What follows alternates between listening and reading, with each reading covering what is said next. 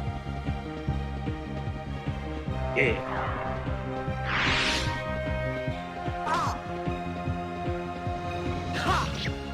Yeah. Yeah. And then there was one. Everybody just circled around and started kicking it.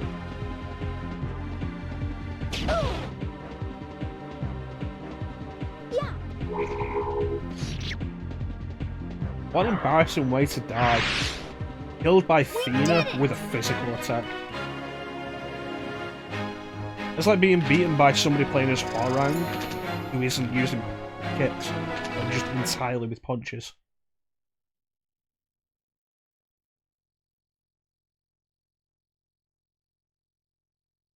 I don't know, one of you threw a grenade at us. Was it you?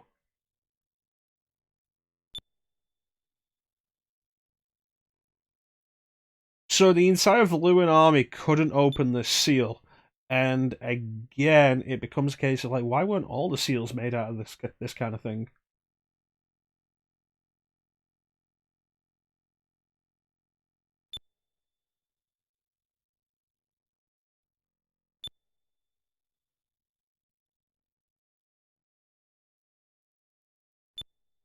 It's actually a fair point. Like, okay, so the yellow moon crystal they can't get to, but you think they'd be devoting a decent chunk of resources to get into it because there'd be no competition or resistance from anybody.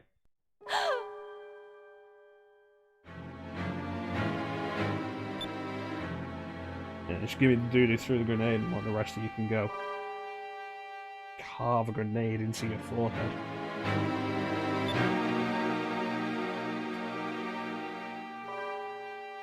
Giant arc whale?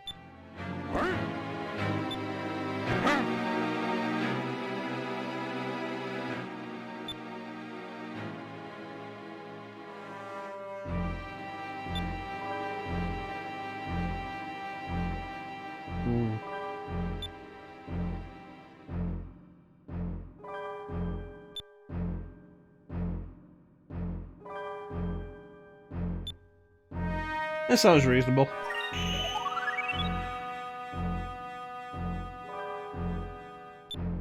Let's go, Ahab.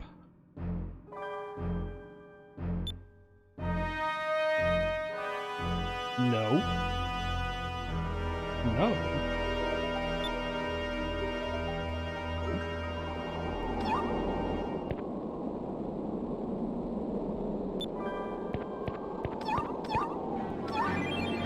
Charm.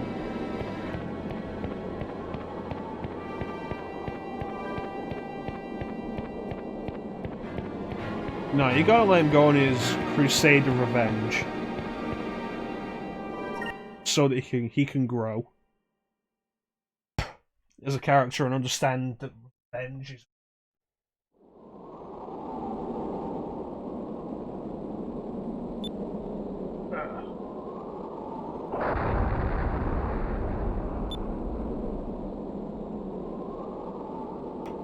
I mean, he really is the Captain Ahab character.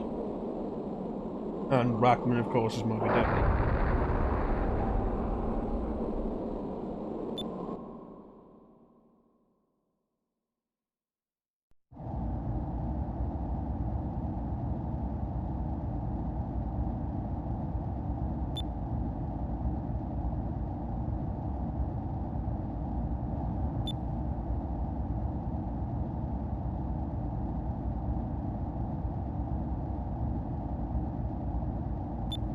Patrick Stewart, like maybe 20 years ago?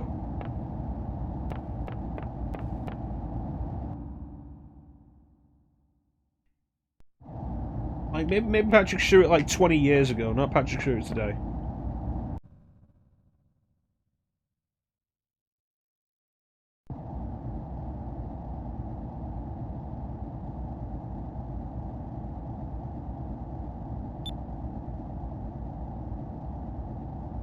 You boy? No, it's one of the girls. Yep, I think that's what Ninja's referencing.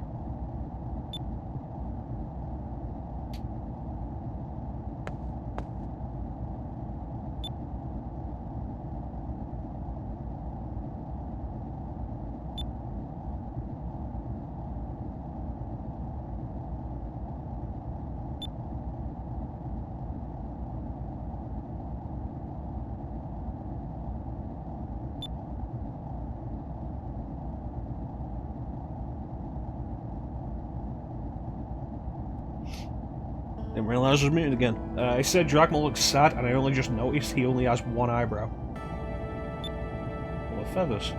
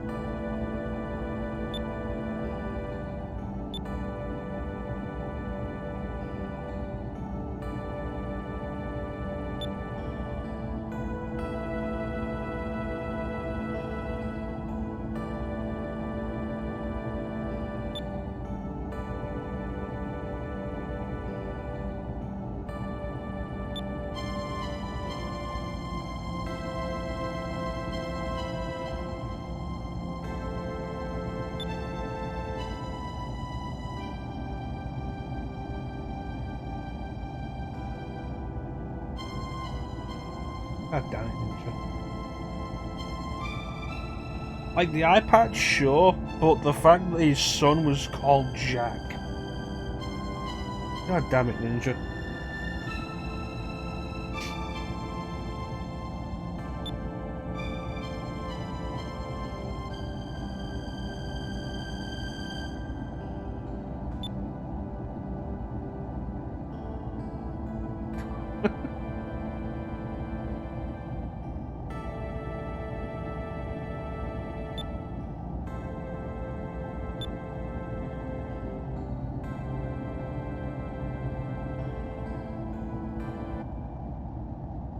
Could it be? Huh? It's time.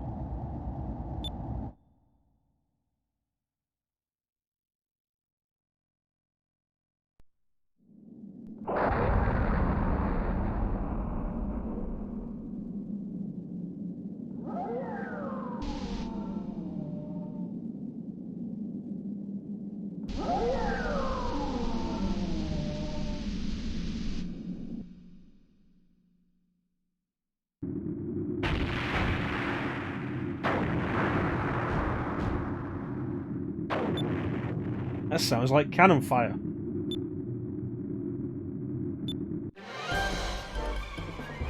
Rackham has been upgraded with cannons. It's the only explanation.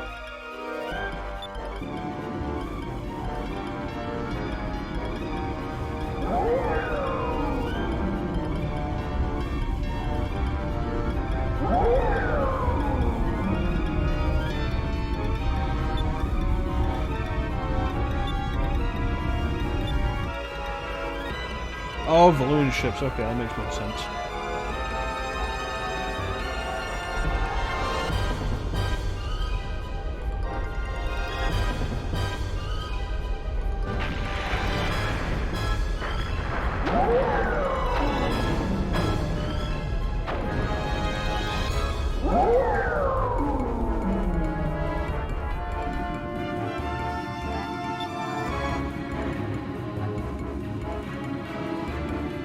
They added a new admiral, Ramirez.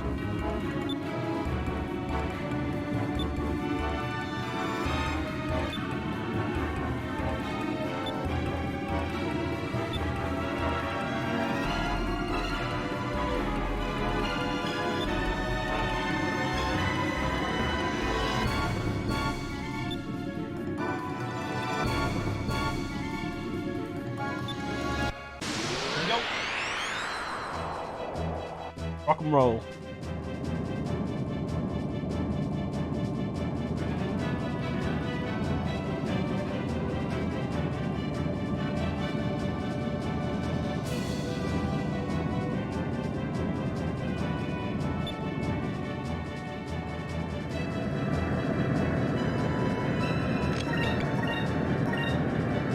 Let's throw a torpedo here, or a G cannon there. We're going to throw a focus here. And we'll see how this plays out.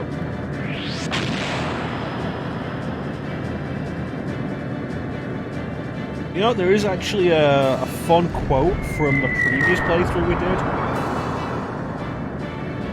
which people might like.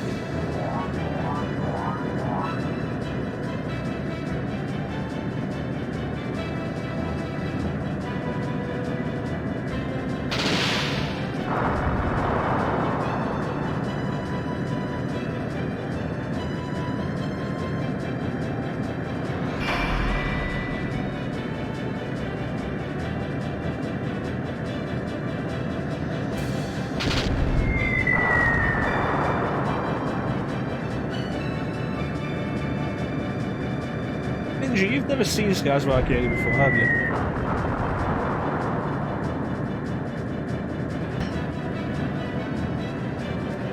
Those bitches, so are you.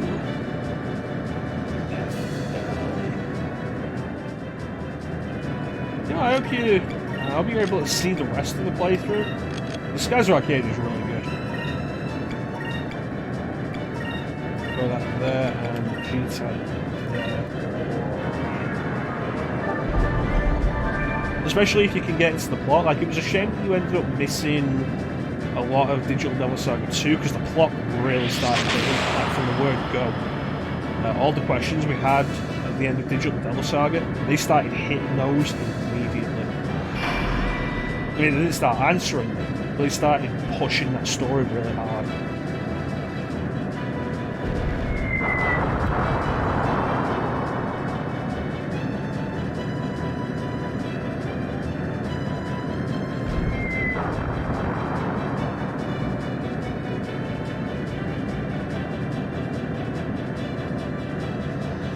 Look back, sir. That's an interesting point. They give the in-game explanation for why Valor is dark and thundery as the yellow moon, which is the power of electricity. But it's an interesting thought. And of course, the dark and stormy land being very much a case of, oh no, evil. But the idea that it could be used to emphasize menaces and like, intimidation is pretty neat thought.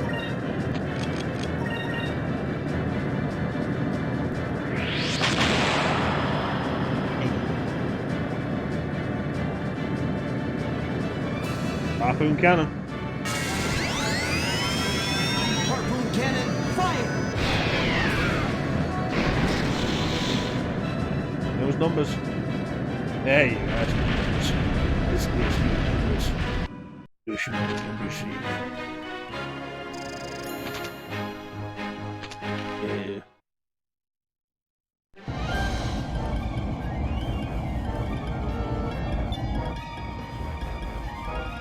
Right, here we go. Let's get that shot.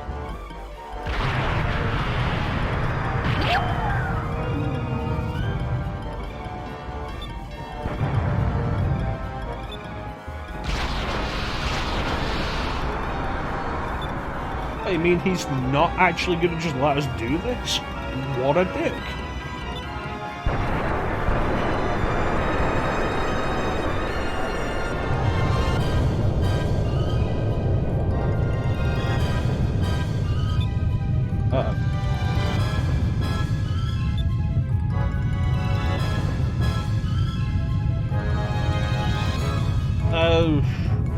I don't know how easy it is to emulate GameCubes. I don't really do emulation of this level of console. But Ninja or Teep could probably give you a couple of pointers on emulating Dolphin. They both use Dolphin quite a bit.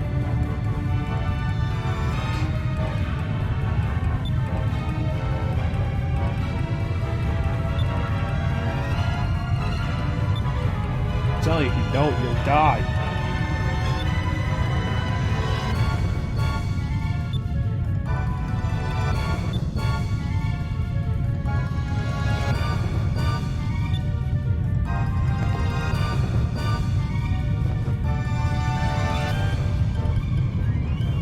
Alright, let's go.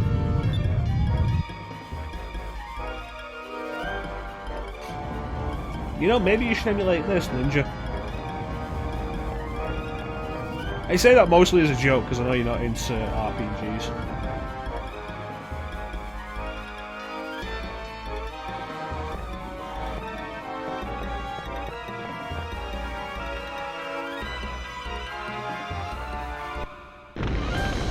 Alright, here we go. Get in the lifeboat.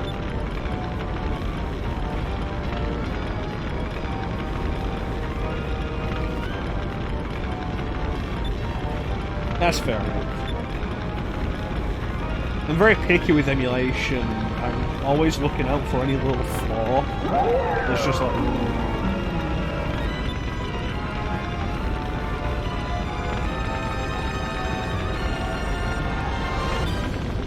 really want as close as possible to perfection in emulation.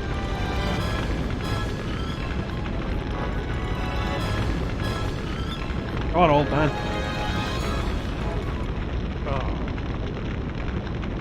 Captain!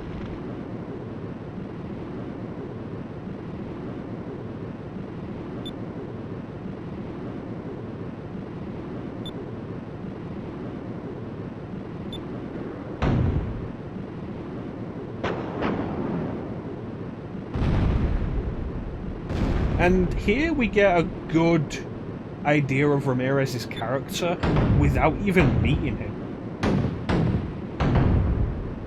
Took the advantage of our opening to attack us in the Little Jack, and now that we're in the lifeboats, he's just shooting us like that.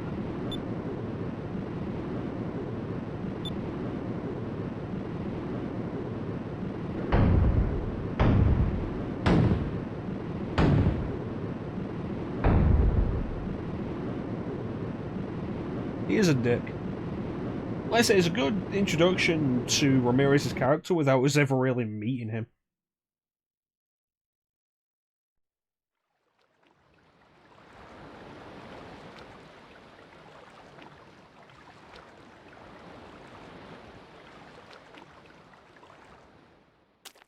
It's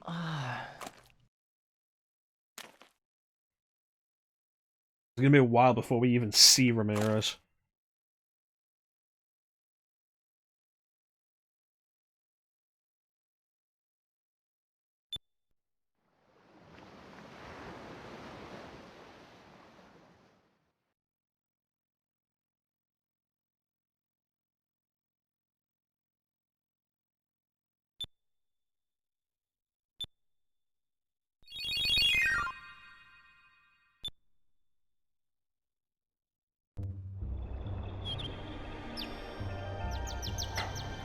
Alright.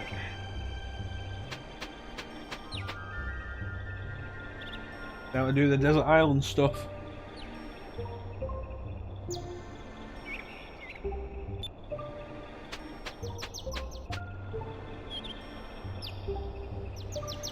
Hey, there's a moonfish up there.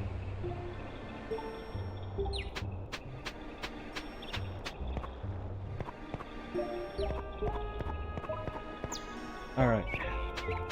That's that chest? No, that's a fallen log. I know there were 2 chests on this island.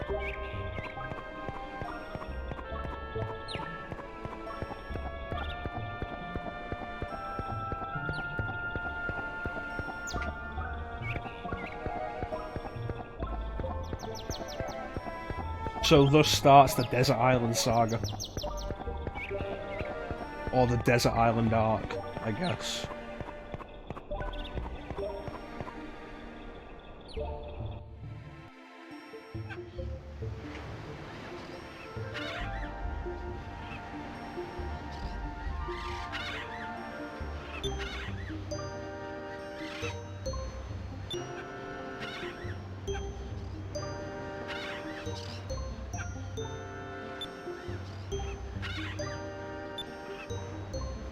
I love a lot of the stuff that Skies of Arcadia introduces in its second half.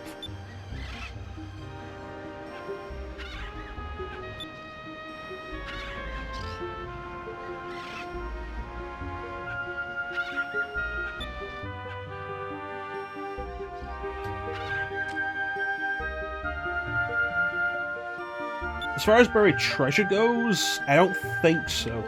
Like, aside from Gonzalez here, you get the feeling that nobody else has ever been here.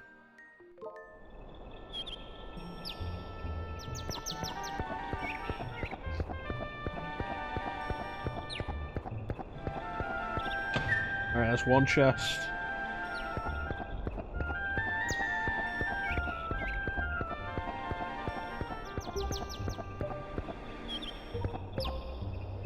Well, we might have to make our own Wilson.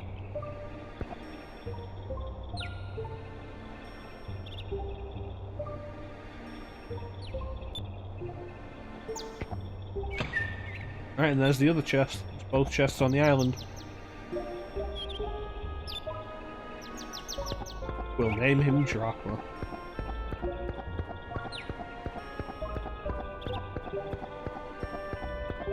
Well, really, he should be more yelling at us. That's what Drachma did. He yelled at us.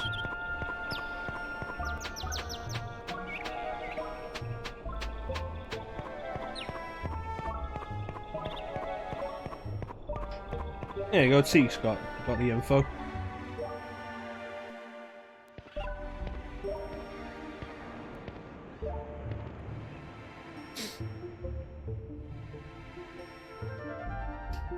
Now, I just want Donkey Kong's face carved into that mountain, and it'll be perfect.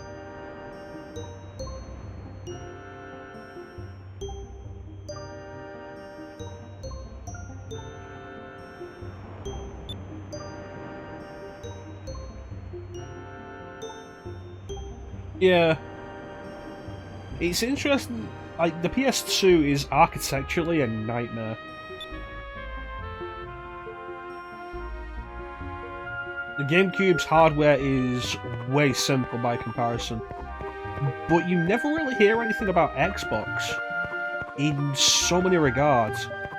Like video solutions for Xbox, controller solutions for Xbox, or emulation for Xbox.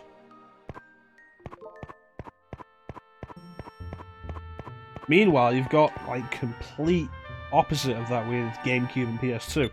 Dolphin has been around for years and at this point is unbelievably well optimized for so much. And PCSX2 keeps getting worked on progressively.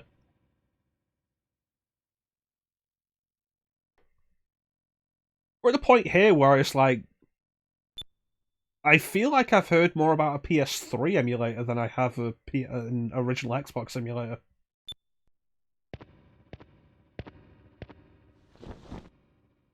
Which is kind of a shame. At some point I would like to pick up an original Xbox again. Work out a video solution for it. And play those games that aren't backwards compatible on anything else. Some fucking reason. Meanwhile, it's time for that episode of the anime.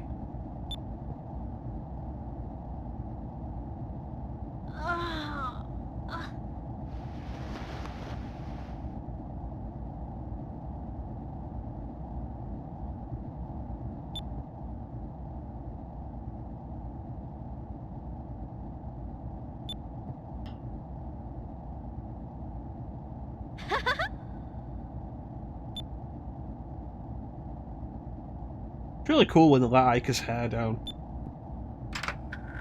Like, the fact that she even has a hair down state is really cool to me.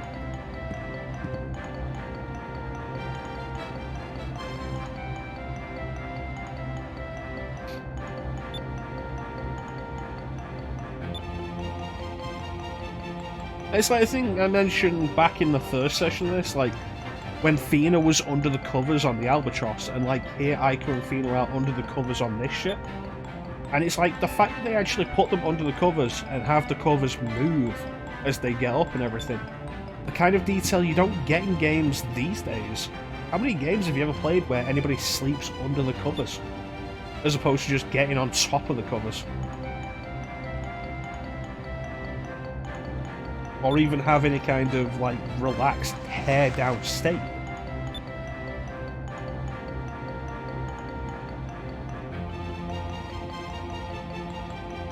You know, I want to just like get a screen cap of this image and like cut out everything around Aika's head and just have that as like an emote. So just like, that's a perfect picture. I love that.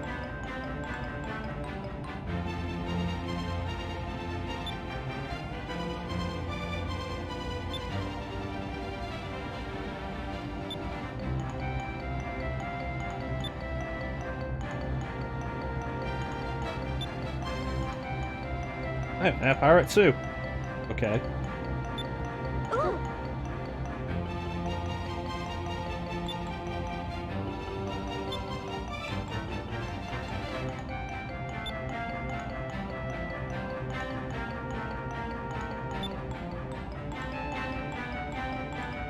He's probably fine. Probably.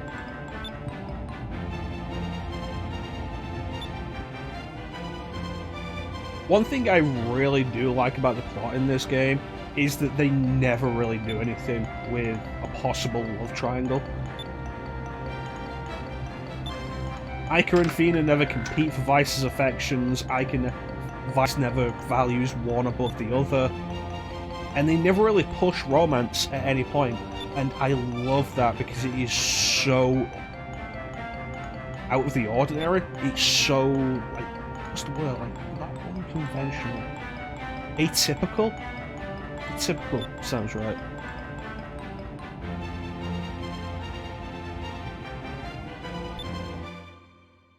And I like that, it's great, it's a great idea.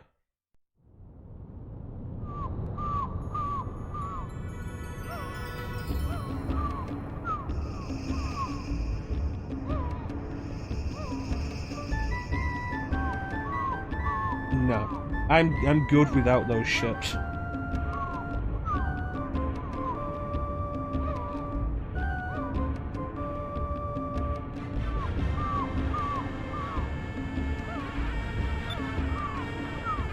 Here you go, here's 5,000 gold.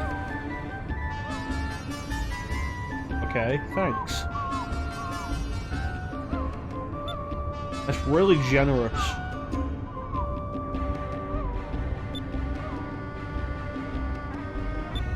Does this mean we owe you a favor?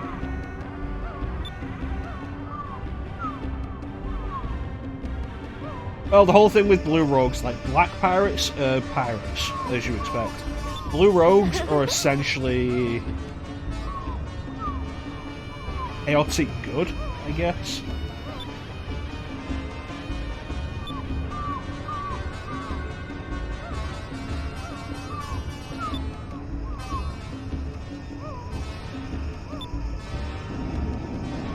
Well, yeah, that's how Vice describes them to Fina when they first meet.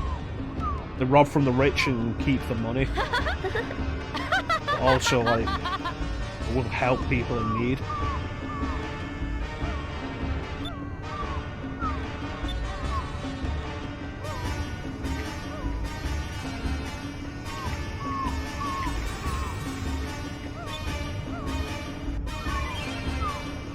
I stole Clara's purse.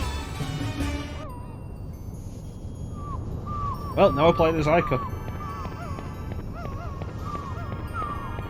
Yeah, seriously, like, nobody else seems as impressed by the covers as I am. And, like, think about it, how many games do you ever see where any character sleeps under the covers?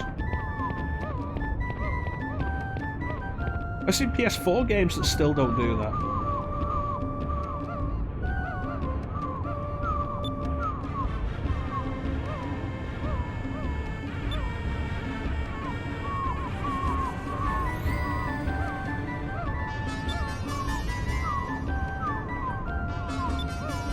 Honestly, I think this is probably a better idea with it, of not necessarily even trying to look realistic, just looking kind of stylized. And also like that. Well, that's Dreamcast texture quality for you. I don't know what you want. I don't know what else we could do for you.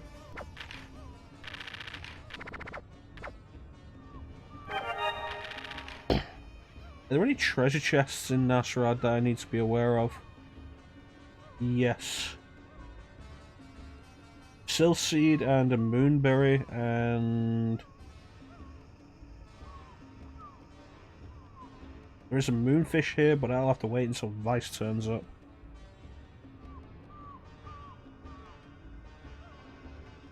It's like, I think back to like when I was playing Sleeping Dogs, and one thing that really bothered me was whenever the character started a new day, like go to bed and just get on top of the bed, fully clothed, which always bothered me. Especially when the outfit I was wearing had sunglasses. Like, who goes to bed in sunglasses? Don't like no even like just cut away. Yeah, no, I'm getting into pajamas and going to bed. He's like wakes up, fully clothed, sunglasses on, just lay on top of the covers, and it bothered the hell out of me. And you've got stuff like Heavy Rain, where your main character wakes up at the start of the game in his underwear on top of the covers.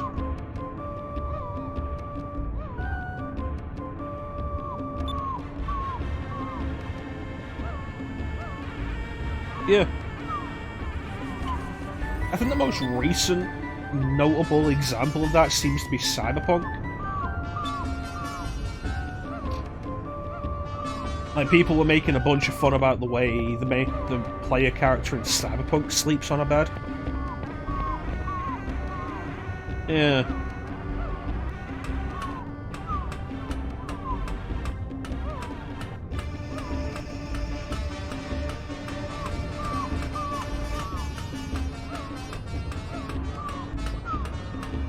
It's kind of a similar thing with hair.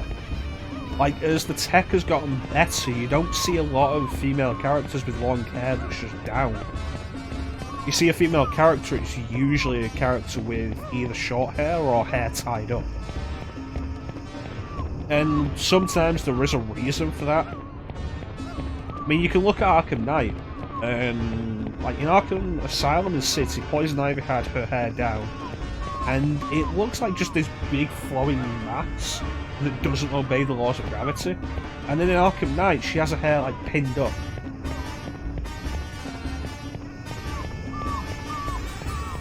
But in Arkham Knight, Batgirl has her hair down. When you do the Batgirl DLC, and she has the hair that comes out the back of the cowl. And you can kind of see like, did they not put a huge amount of work into that? What's going on there?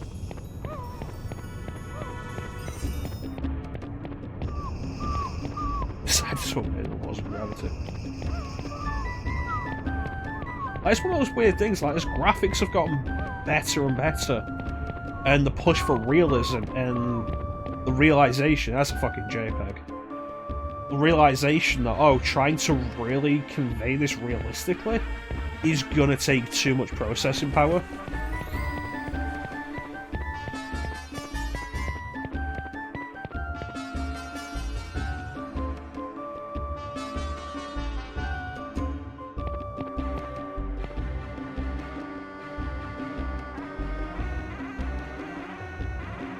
I've never actually seen it myself. I have Tomb Raider on PC. I could take a look at it actually. I'll probably kill my system.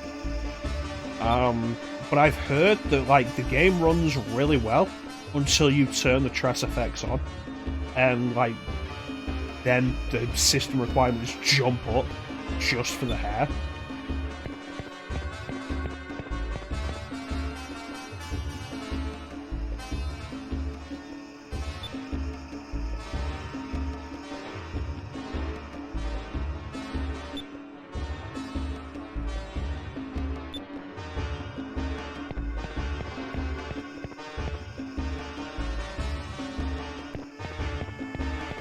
Crazy.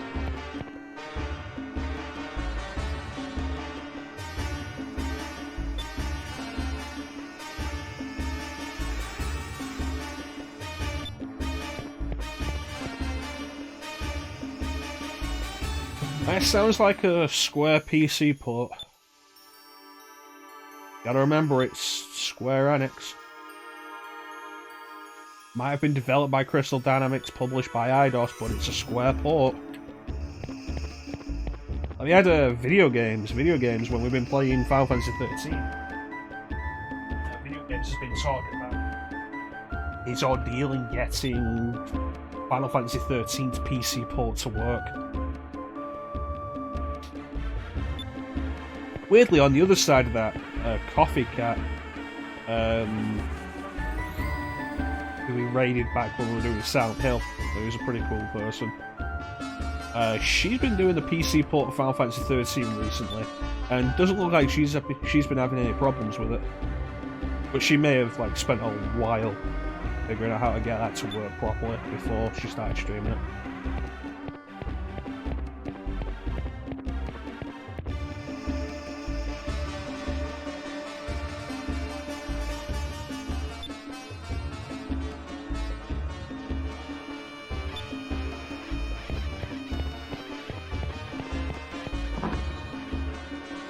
Chelsea. Alright, and the other chest, I think, was a Moonberry.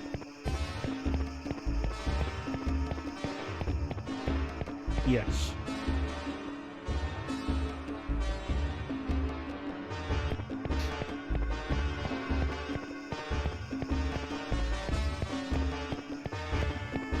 Yeah, like, optimization of console ports is certainly one thing that makes me kind of like on PC gaming.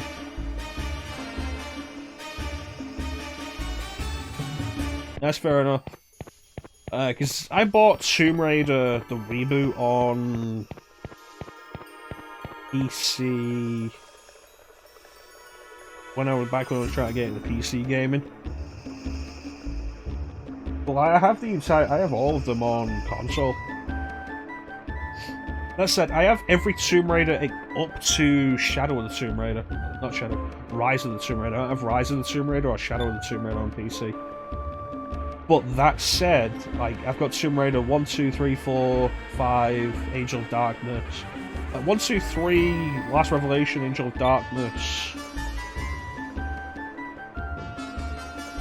1, 2, 3, Last Revelation, Chronicles, Angel of Darkness, Legend, Anniversary, and Underworld on PC.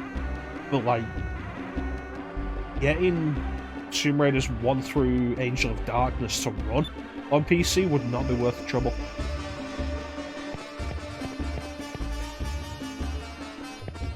Alright, somewhere in the city there is another treasure chest, and I need to get it now because the treasure chests in this city are not available for long.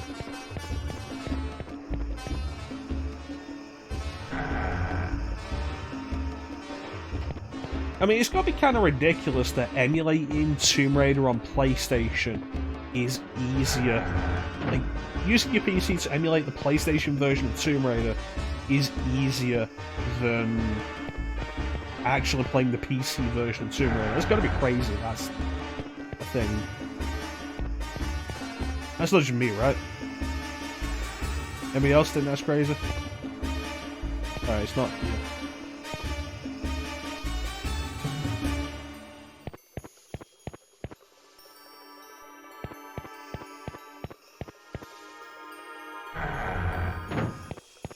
It is crazy, yeah.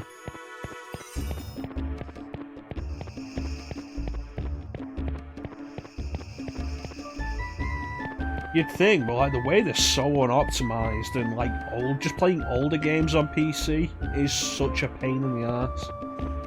It's like even the GOG version, like you buy it on GOG and it's supposed to be configured to work on your systems, and then it really isn't. And you still have to jump through a bunch of hoops. I've been trying to do Knights of the Old Republic 2 on PC, get that running.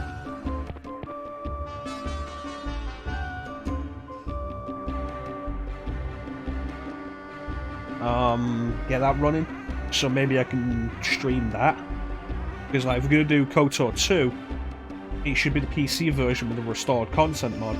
But for some reason, if I put that game in full screen, the frame rate becomes so choppy.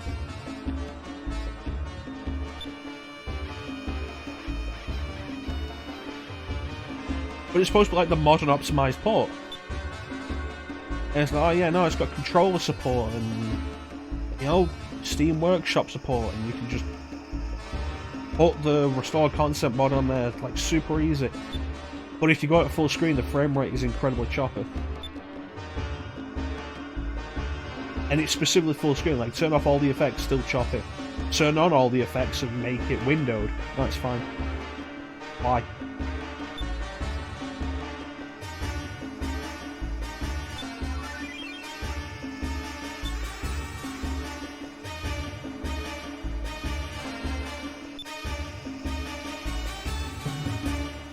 A lot of things are crazy, Clem.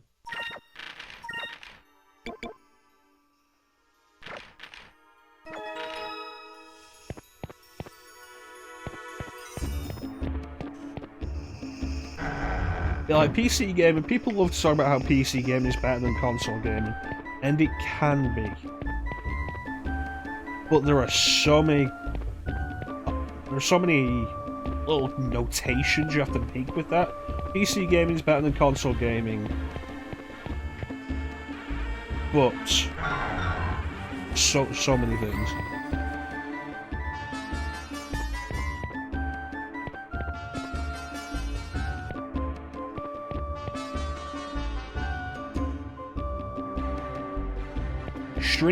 Streaming anything from your computer is tricky to begin with. Like, streaming from the same system you're doing anything on.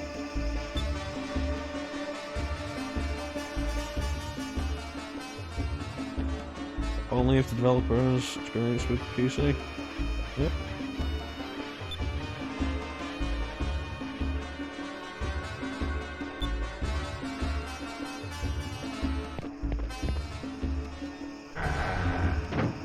Yeah. And of course, in that same sense, like emulation.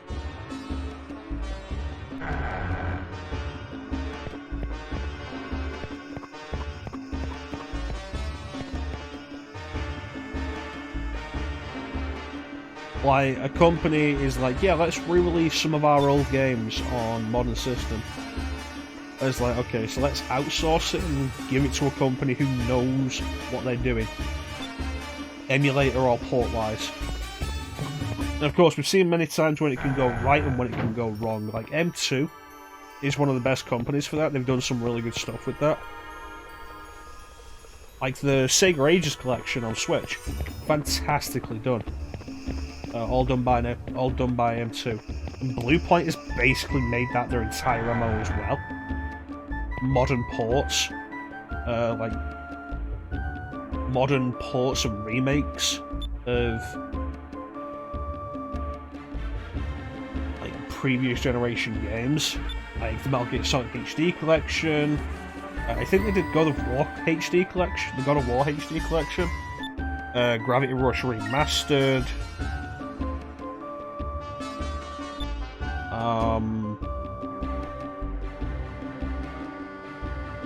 The Shadow of Colossus remake. And they've done pretty well with that. And then you've got those other companies that Konami contracted, which was always a case of like, why? You've got the Metal Gear Solid HD collection there, which was so well done. Why didn't you just bring Bluepoint back to do Silent Hill and Zone of the Enders?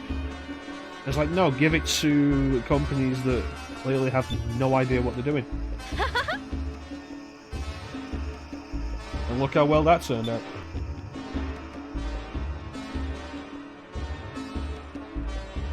There's also the thing of Sega giving a company, like, you may never have heard of this if you haven't looked into some like miniature consoles stuff, but a company called At Games.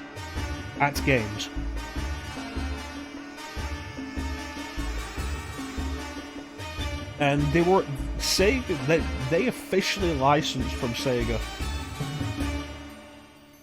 the right to produce like miniature versions of the consoles, and like little handhelds you could get that would have like 20 Mega Drive games on them, and the emulation was garbage.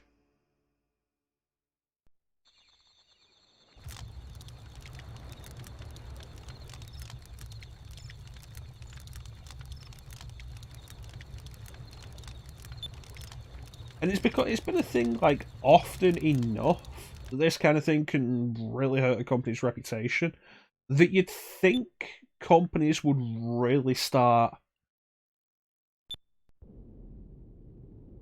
taking that kind of thing into account.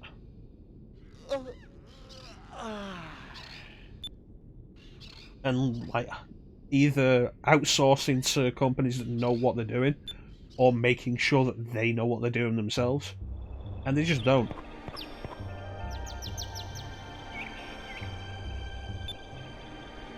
Well, Gonzalez is dead.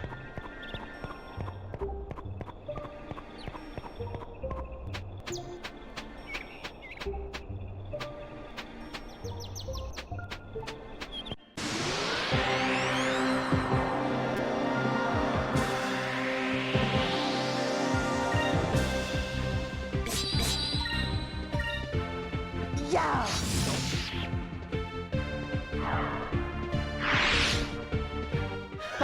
That was easy.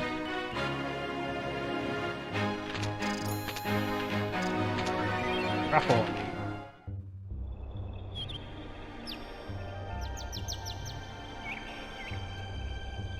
This is what killed Gonzalez. If you look into it, it's a fish. And that's what it is, it's some kind of fish.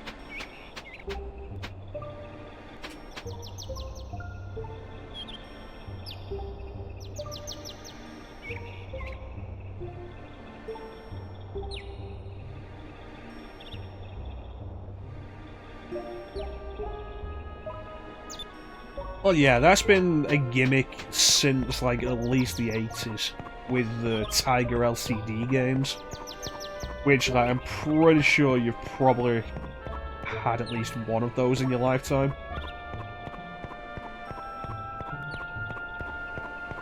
I had a Sonic one that was really weird at one point. I had this ball that would go, like, this plastic loop track around the outside, and there was a lever that you'd pull to make this ball spin around it, and I have no idea how that actually affected gameplay. It was weird as fuck.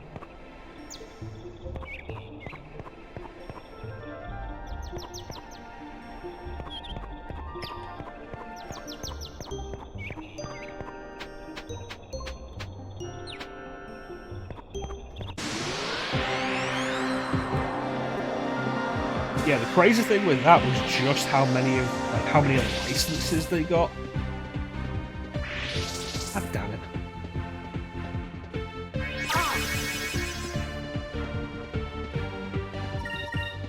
Like, whenever I think of them, like, the one I think of most specifically is Castlevania 2. I'm just a Castlevania fan. Like, the number of licenses they got, like, Altered Beast, Sonic, Double That was Dragon. easy.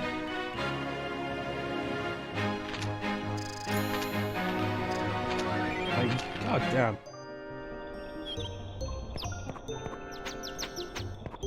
Yeah, I think today is just running around the island, getting enough meat. Which is dependent on random encounters. So we just gotta wait until we kill enough of these things.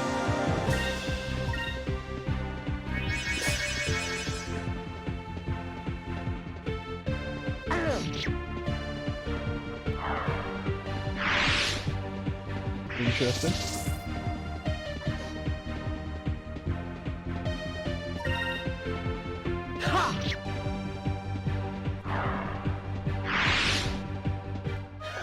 That was easy.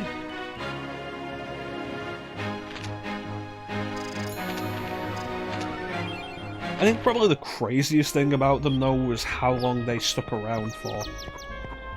Like, you can I found evidence of them going back to the 80s, like the late 80s.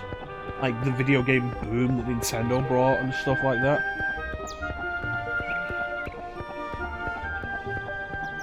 But, like, from what I can tell, they went up to at least 2000.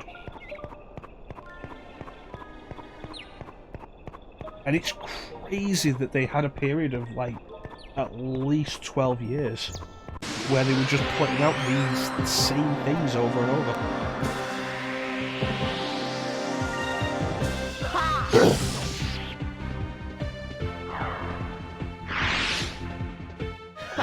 That was easy.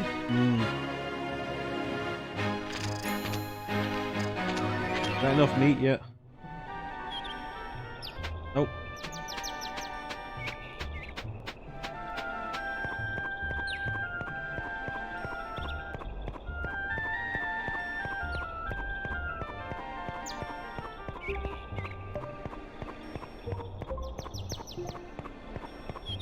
It bothers me that there's a moonfish up there that I can't get. That's not until way later in the game. I'll have to deal with the ixa'taka before we can get that.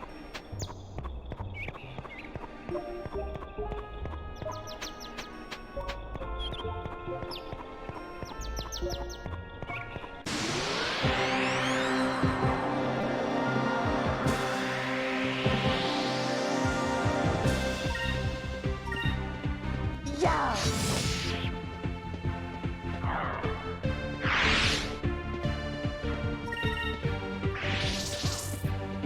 Come on, guys, don't roll, man.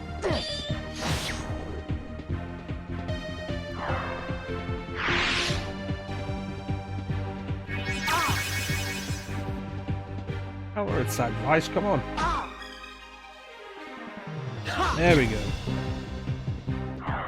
Like I say, they're apparently supposed to be some kind of fish. Yeah. But they're called grapers, and it looks like a big pile of grapes That with was easy. fins. Maybe that's what killed Gonzalez. Honestly, suggestion seems to be that, like, Gonzalez, based on what we do and find and work with here, suggestion seems to be that you could live on this island for quite a while. Like, there's enough of these things to live on for a while. So, the idea I always got is that Gonzalez just gave up. Lost the will to live.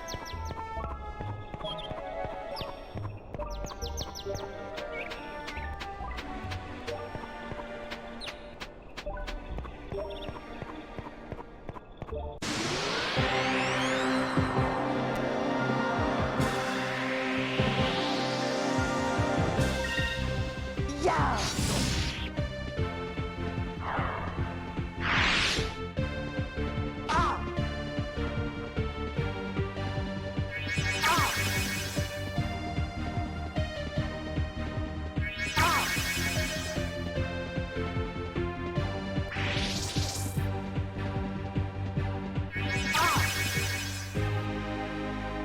Yeah.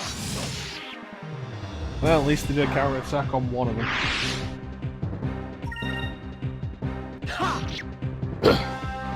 Yeah, my thought generally is that Gonzalez just lost the will to live. Was here for such a long time that he just lost the will to live.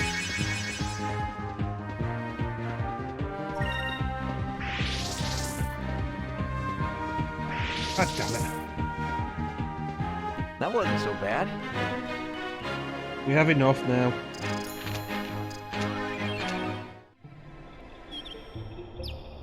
Oh.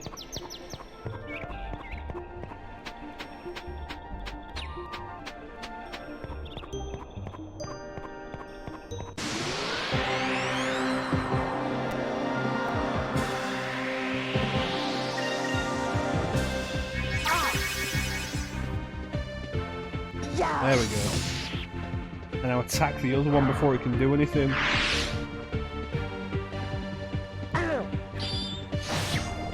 I'm not entirely sure how many we actually need.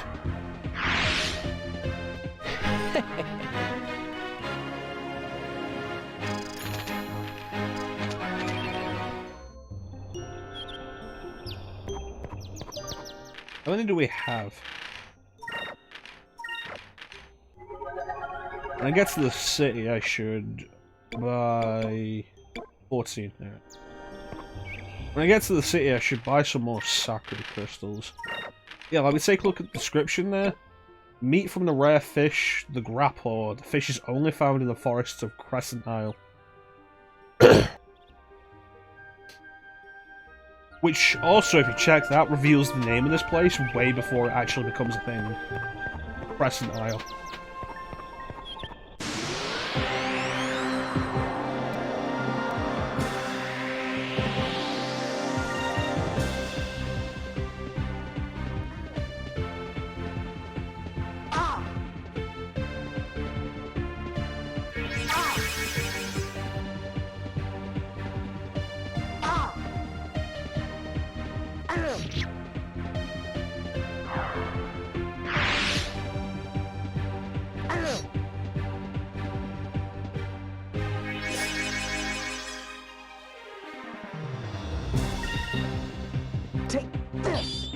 what, I miss being able to just open a battle with Alpha Storm.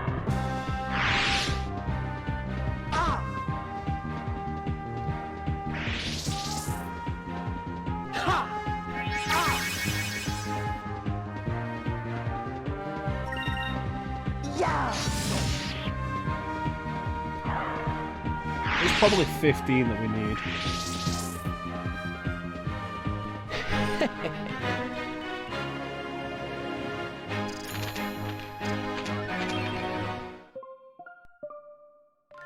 There we go.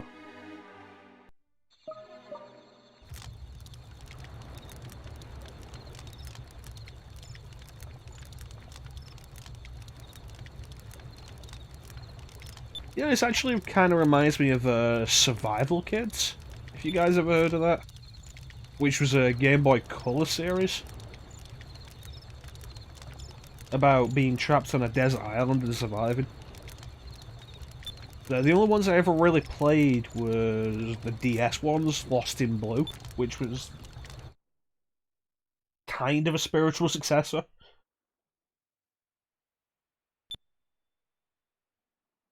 Yeah, we had to get 15 of them.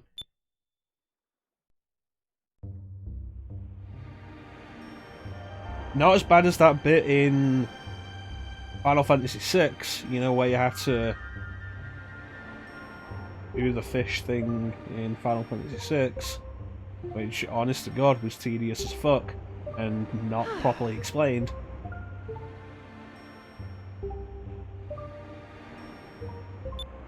That entire sequence can fuck off.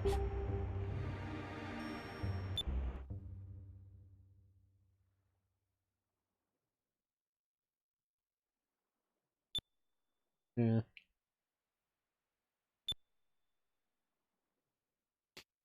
At night I had a dream about Ica, Fina, and even Drachma. I think I've been alone for too long.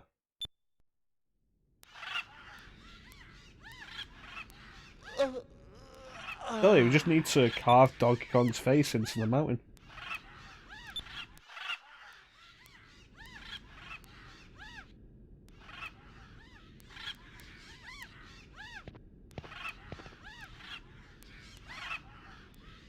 Okay, so these are the kinds of sticks that we're after.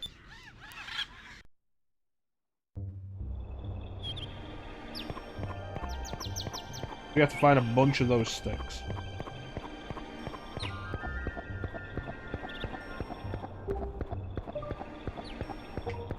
I'm actually not entirely sure if grapples ever actually appear again.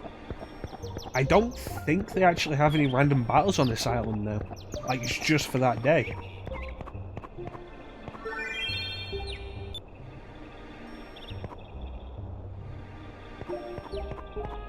Which, you know, is very much appreciated when you're doing this.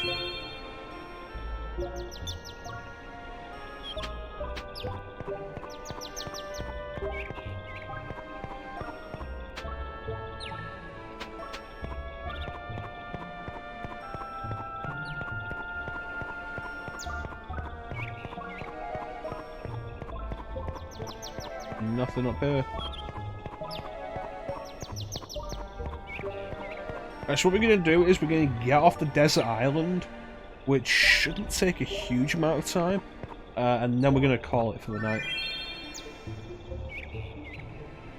So we're definitely not going to the Cat's Island. I had no intention of doing the Cat's Island, but we're definitely not even going to the Cat's Island today. That'll be next week. Alright, one more pair of sticks. Pair of sticks. Pair of sticks.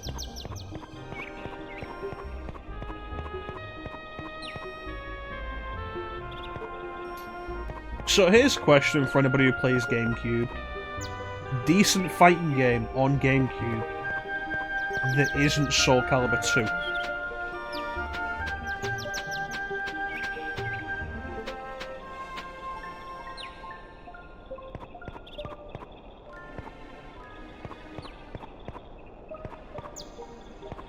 There we go.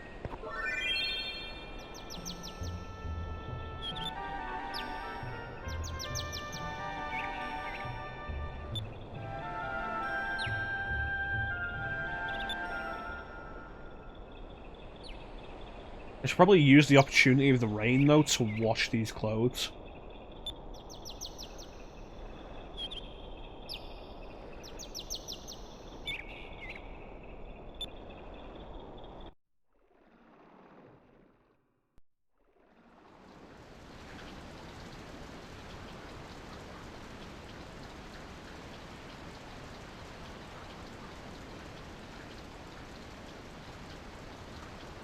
Yes.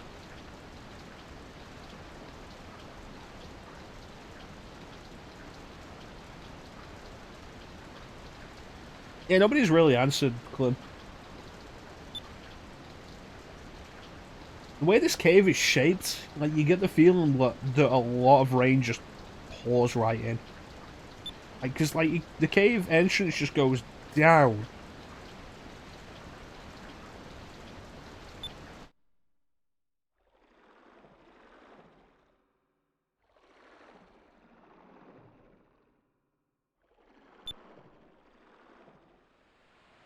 Honestly, if you actually look into the GameCube, like, there's enough games on the GameCube to satisfy, like, every genre interest you have. Not to the extent of the PS2, but that's just because PS2 had so many games. Especially RPGs.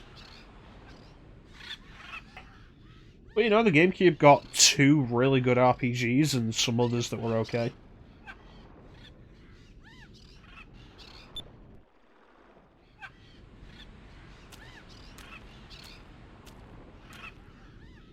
Got some decent first-person shooters, the Bond games, Time Splitters 2 and Future Perfect, Jedi Outcast.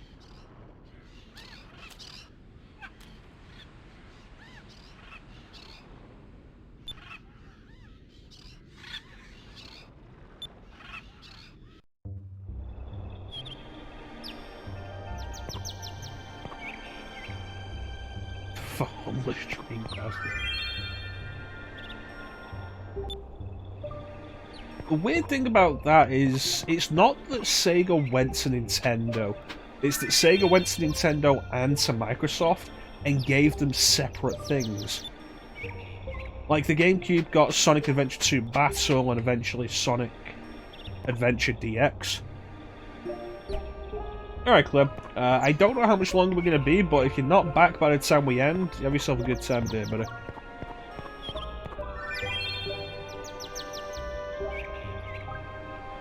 Like, the GameCube got, like, Sonic Adventure 2 Battle and eventually Sonic Adventure DX Director's Cut and Skies of Arcadia, of course. And Sega put Shenmue 2 on Xbox. Which was always weird. I mean, in Europe, we did get the Dreamcast version, America didn't get it. But, like, weird thing with that was the Dreamcast version of 2 didn't have the English voices. If you wanted that, you had to have the Xbox version.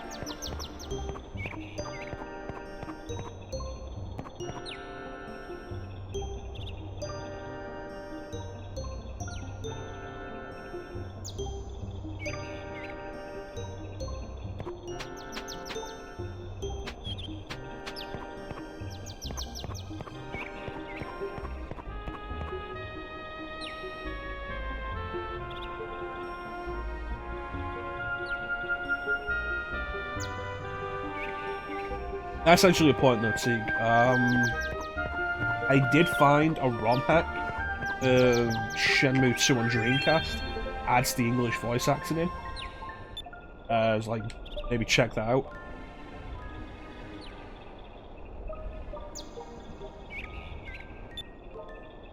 GameCube was underrated. Really was.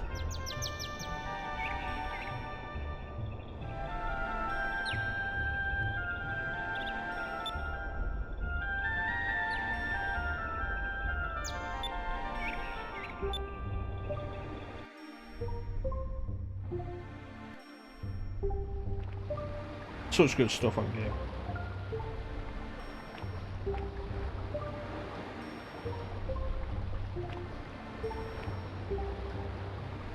game. We're building the lifeboat to get off the island. We're fixing the lifeboat to get off the island.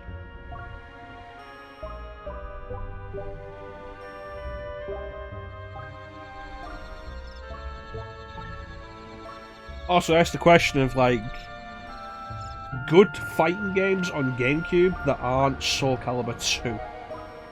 Go.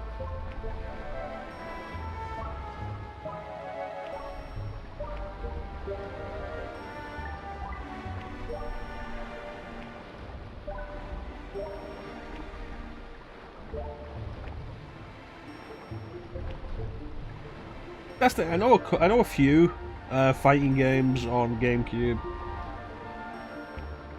I wouldn't call Custom Robo a fighting game. I get where you're going with that, Seek. I wouldn't call Custom Robo a fighting game.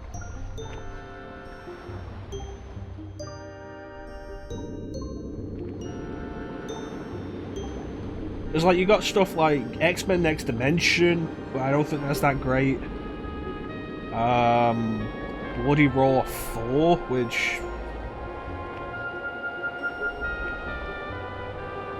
You see, that's really just part of my thinking, that I never really classed Smash as... It was always more, to me, it was always more a party game.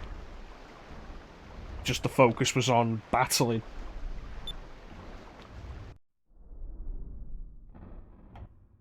Melee was pretty fun. I spent a lot of time on Melee back in the day just because I had it on GameCube. I never spent as much time on Brawl, but that was because I didn't have a Wii for a long time. And then by the time I did, I just didn't care.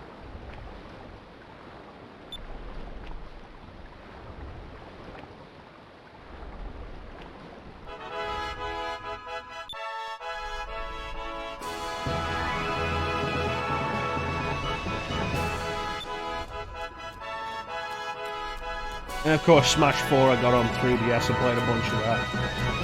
To the point that when I got a Wii U and played... Like, I got a Wii U and got Smash 4 on Wii U, it's like, the stuff I like about it, like, it has some of the stages that I really like that weren't in the 3DS version.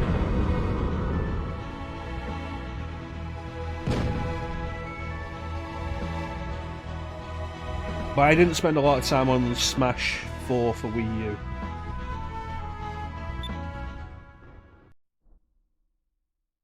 To be fair, repairing the lifeboat is probably just a good distraction.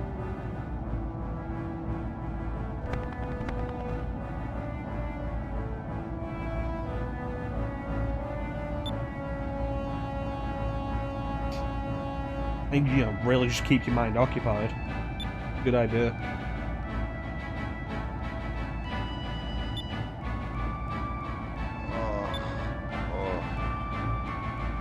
What's amazing to me is Skies of Arcadia has some minor censorship when it was brought over to the West. One of those examples was alcohol. They remove all alcohol references and change rum into Loqua. It's made from Loqua berries instead of like rum.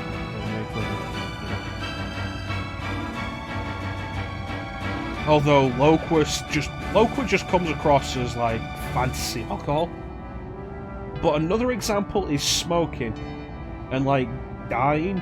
Vice's father smokes, and they removed that in the Western version. And Gilda smokes, and they removed that, but they didn't remove all these pictures around Gilda's cabin. Welcome back, Clem.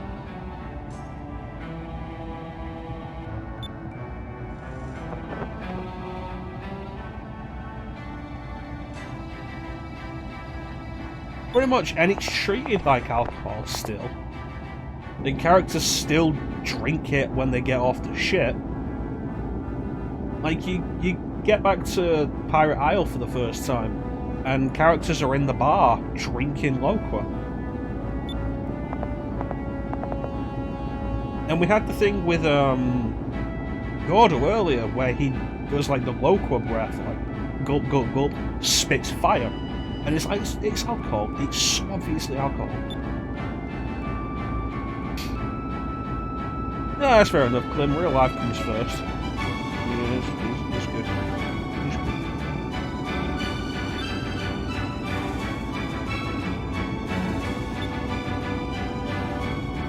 You need to be this fashionable when I'm a pirate. You need to learn. You need to like really work on making yourself suit an ascot ninja.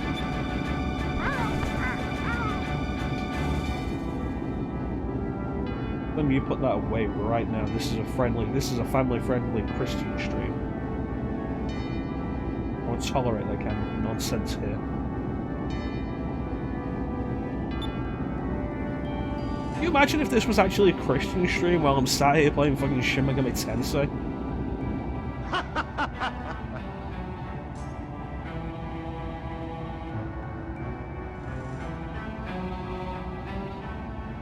The Claudia.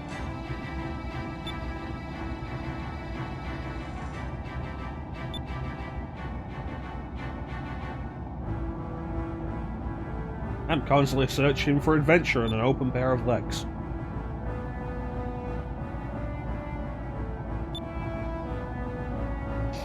There are tons of things in this world that make me happy.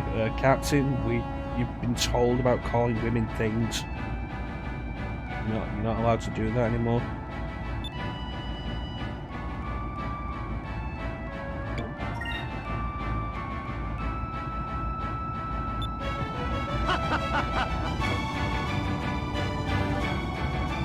I don't know. I feel like you could get somebody else to voice him. These days it'd probably be a non-union thing. That's so good.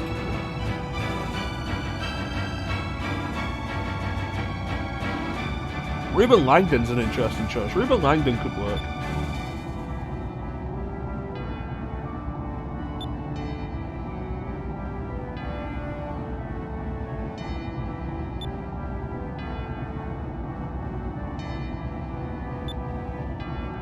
Claudia's a little on the sensitive side. Watch where you put your fingers.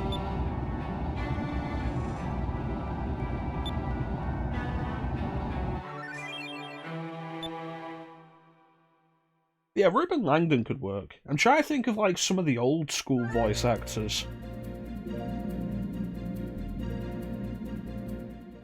Not on Gilda's ship, you won't.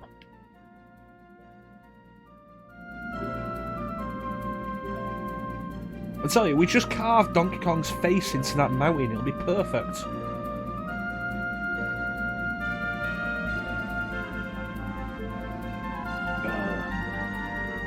Like we've got, like Nocturne is coming out. Like Nocturne HD Remaster is coming out. English. And it's going to have voice acting. No, it's going to have voice acting. We're adding the voice acting back into it. Well, we're putting voice acting into it.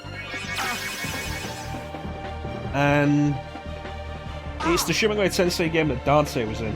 And I really would love it if Drew Coombs was the one doing the Dante voice for that again. Specifically because it's DMC2 Dante design, which is a really good design if people need to get past. Like DMC2 wasn't great and just embraced the design of Dante in that and how that was really good. But it's DMC1 Dante's personality. It's like the best of both worlds. And it'd be great if they got Drew Coombs to do it, but they're not gonna.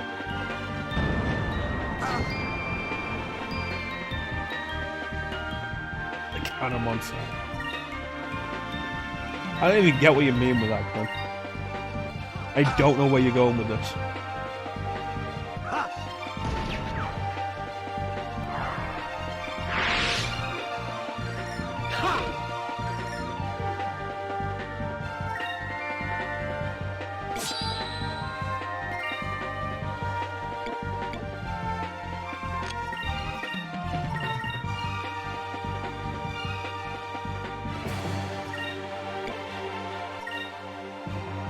God damn it, Clint.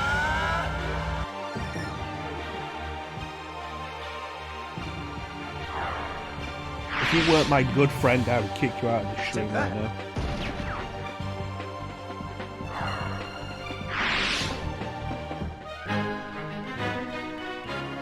Oh, like all in a day's work. Yeah, like, if you look into the original Japanese version of Skies of Arcadia, one of Gilda's victory animations has him smoking a cigar, and they censored that.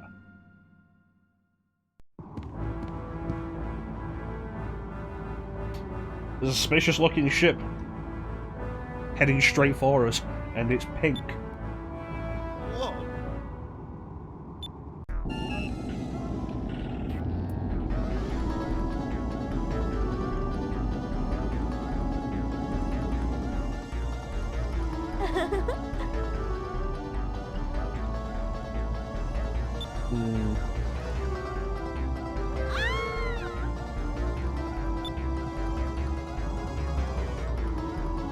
You know, I'm glad Trombone was not like that.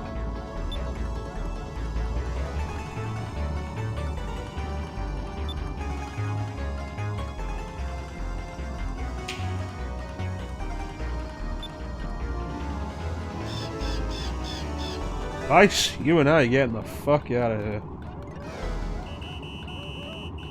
You're in. What do you say?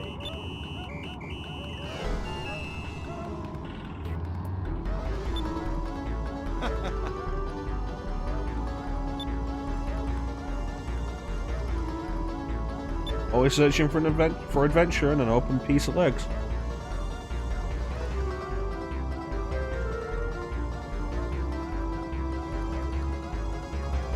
I wouldn't say permanently, but generally none of the fourth characters join you permanently.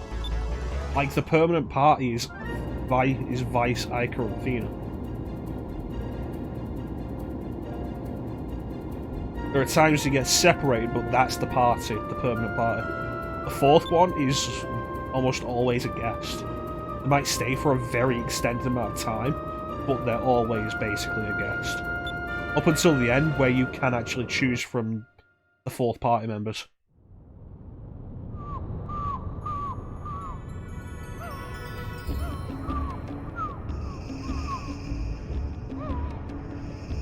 He's going to be with us for a while, though. Not as long as Drachma was, but he's going to be with us for a while.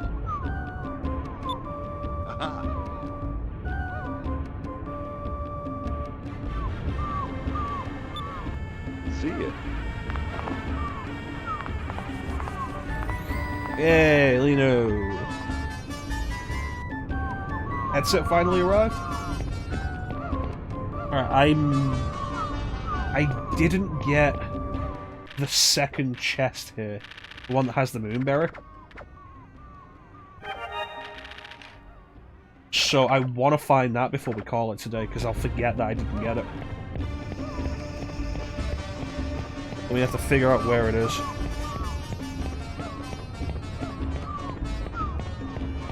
Also, there's a moonfish here somewhere.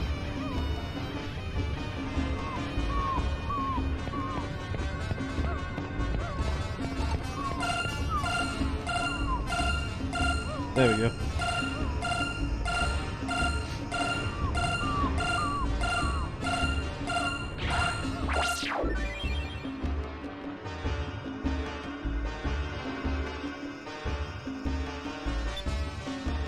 Yeah, that's really dumb. Oh yeah, no, we'll recognise it in your camera, but if you want to do the one thing you'd actually use the camera for, you better get the Kinect. Also, we stopped manufacturing the Kinect because we realised they're absolutely garbage.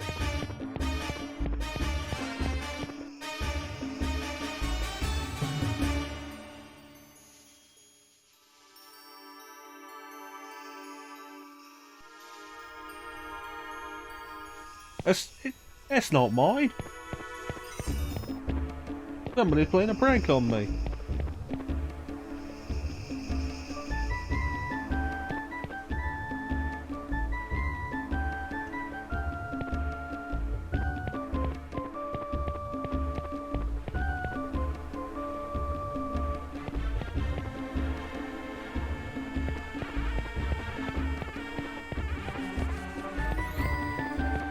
That was a pretty funny bit in the first Austin Powers movie. Like, he's trying to be cool and suave for Vanessa, and he's like, here are your items. And it's like, just the penis pump. There's like the receipt for this. That's not mine. The receipt for the penis pump is somebody must have forged my signature. My Penis Pump and Me by Austin Powers, the book. It just keeps getting more and more ridiculous. It's fucking great.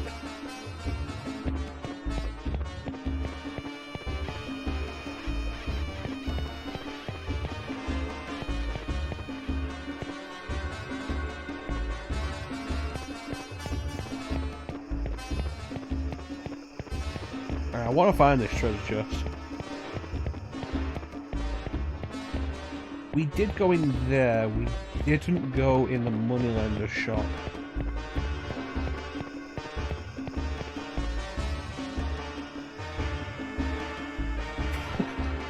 It just keeps going.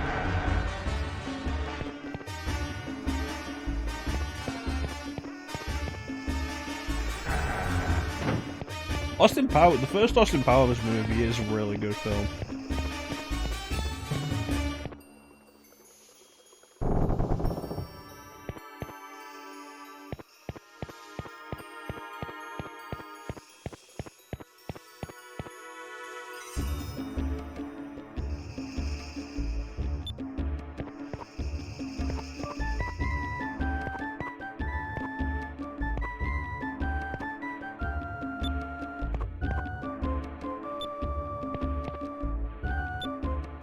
Okay, what about in here?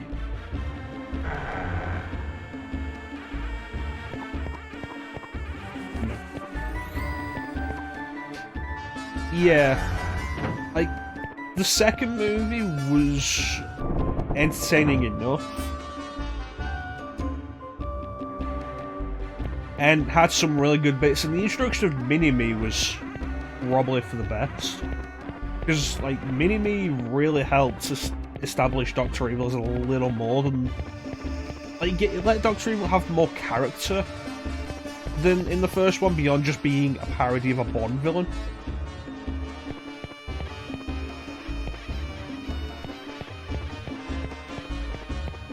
I think Fat Bastard was a bit too much. And then, of course, Goldmember decided, let's add another character played by Mike Myers.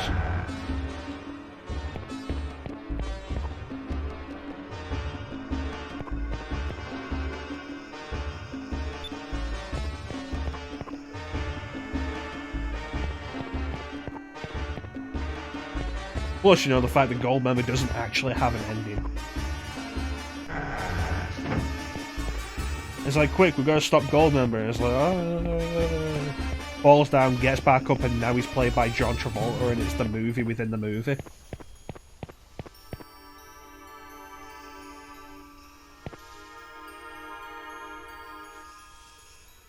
Really? Because I thought Goldmember was probably the weakest. Possibly because Beyonce is not as good an actress as she would like everybody to think. Like, Heather Graham was way better than Beyonce.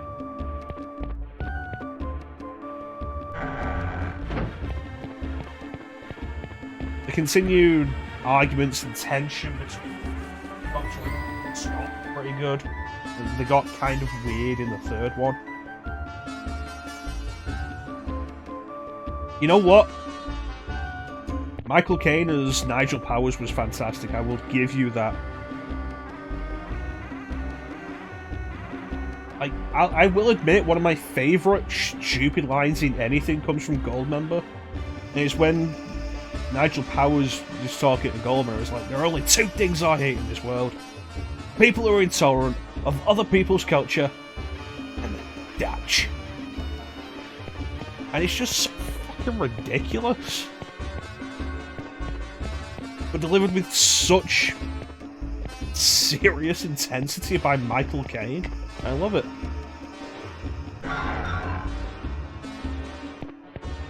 You know, comfort, I feel like comfort in a headset is something that's way too overlooked. I'm glad they're comfortable, you know.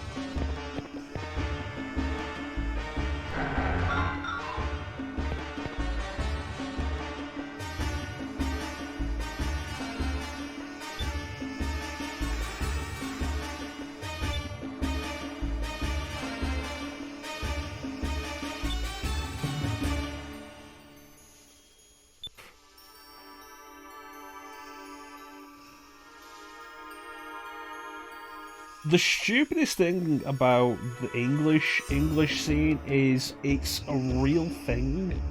The Cockney rhyming slang that has never made sense. Like, nobody knows what Cockney rhyming slang actually is. You just have to basically guess based on like what it rhymes with. Like apples and pears, stairs. And then beyond that, no, I haven't got a fucking clue.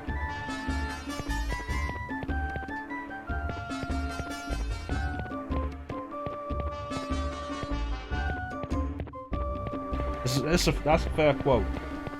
I stand by that quote. I'm also really happy that the bot is doing the quotes. I'm just pulling up quotes now. The mole scene, I think the mole scene was only really funny once. Or at least that's how it is with me. I only found it funny once.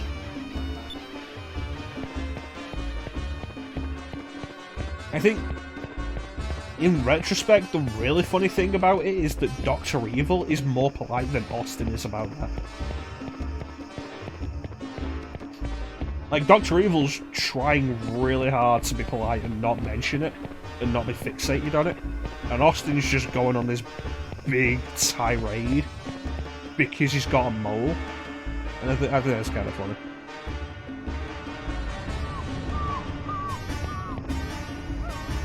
Damn it, where is this goddamn chest?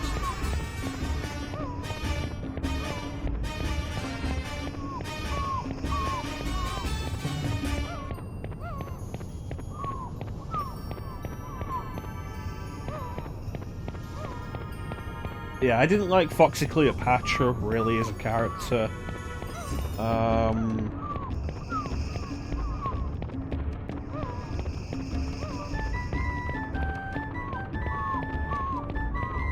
Goldmember was probably funnier than Fat Bastard.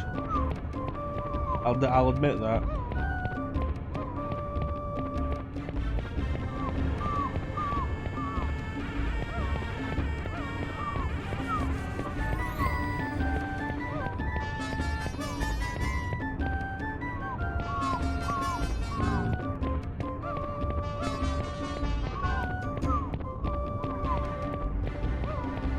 The whole Mojo thing in Austin Powers 2 wasn't great. I'll definitely agree with that.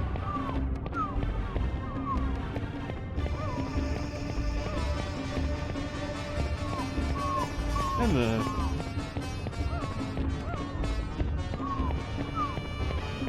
I didn't like Mini-Me turning good because Dr. Evil ditches him for Scott. I thought that was kind of like...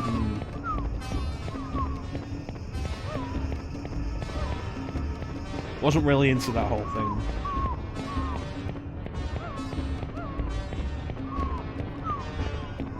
I thought the Jerry Springer bit in Austin Powers 2 was pretty funny.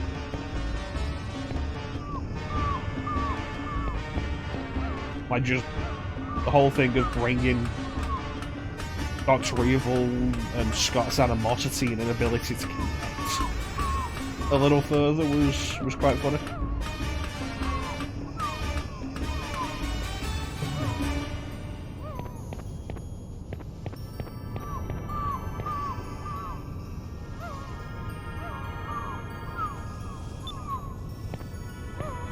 This is last. There's only 2 in this city.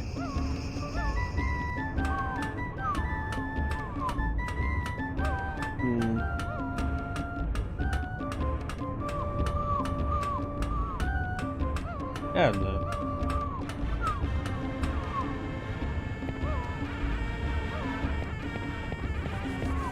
I guess we can all agree that the first is the best. As a side point, while we're still looking for this chest, preferred, like going from Goldmember into the natural tangent, preferred Bond movies.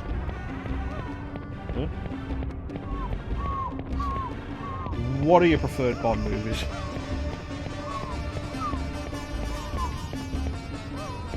Like, say, if you could only watch one Bond movie from each Bond actor, what would it be?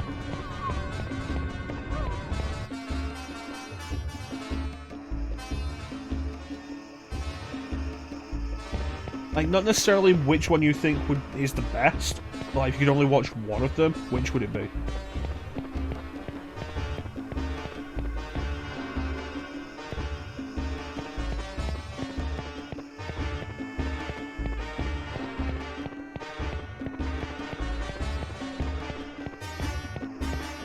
Because, like, you've got the thing with, like, Pierce Brosnan, and with Pierce Brosnan, undeniably GoldenEye is his best movie. But Tomorrow Never Dies is very entertaining.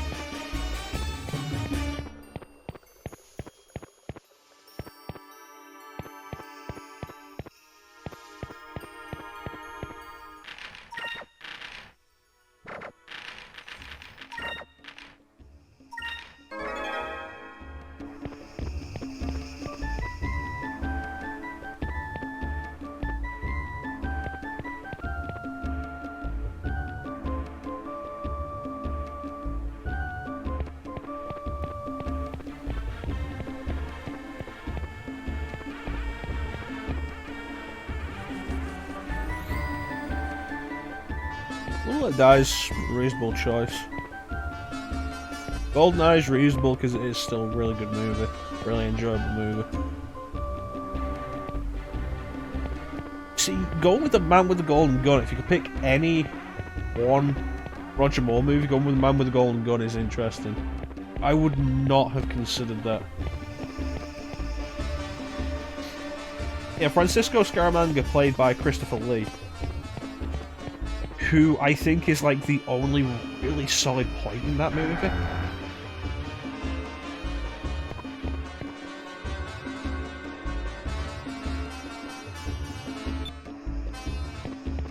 I really do think it's a shame that Man with the Golden Gun is the one that had Christopher Lee, because I feel like he was mostly wasted.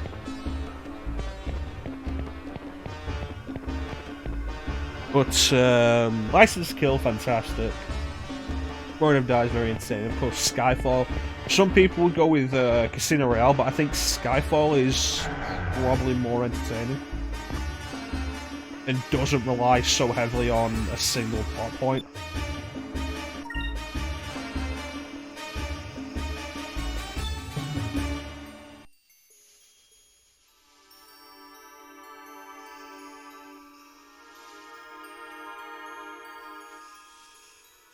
Yeah, like The Living Daylights and License to Kill were the two with Timothy Dalton.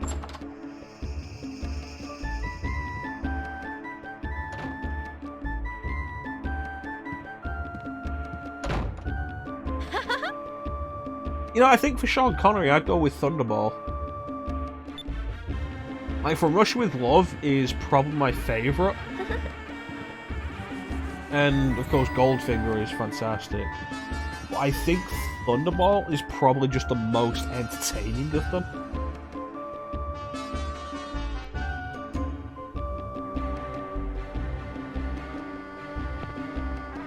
Some people aren't into the Timothy Dalton ones, largely for the shift in tone, especially with License to Kill.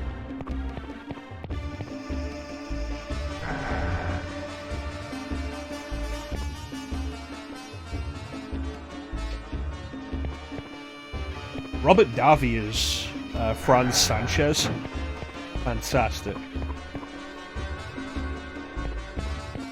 Like, the affable charm that he gives off.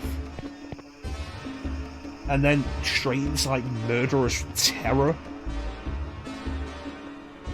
Like, the murderous rage, the quiet murder rage. That is honestly really terrifying. Fantastic. Love it. I have a... Miss will have to complete the Cat's Island. Right, okay, so the other one isn't available yet. I've wasted all this time looking for this other chest that we can't even get to yet.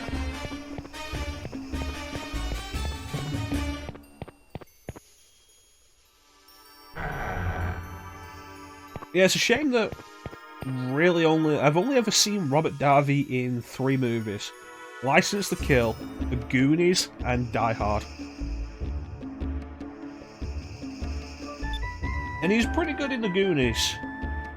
Channeling Fran Sanchez in a similar idea, though in a more family-friendly way. But he's just kind of... He's not really the focus in Goonies, of course. And then in Die Hard, he's just there to be the obstructive bureaucrat and then get killed.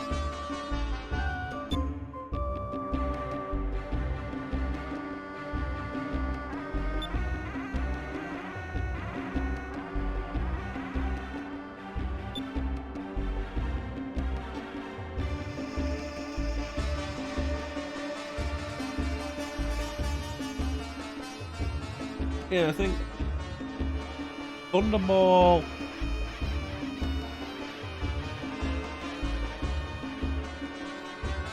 I'm gonna say The Spy Who Loved Me.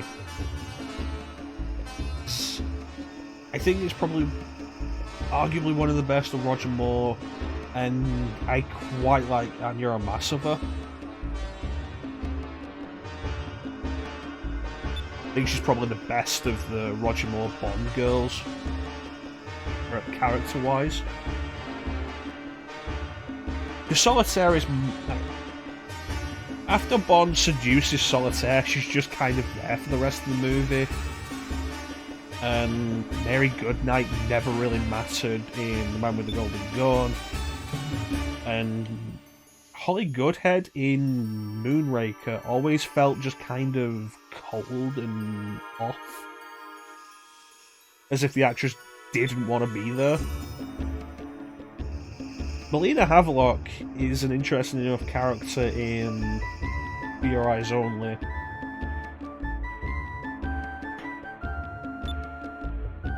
But I like the whole rival spy thing with Anya Amasova.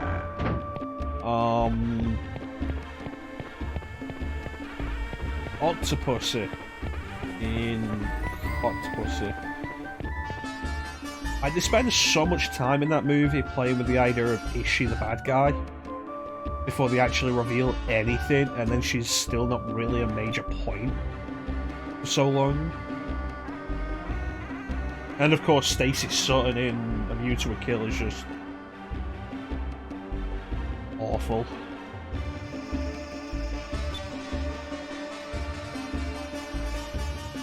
Yeah, I think Anya Amasova is the best. Karl Stromberg as the villain is basically just Blofeld again. But it helps that Jaws is a really strong character as a henchman. Like, he works so well as a henchman without saying a word.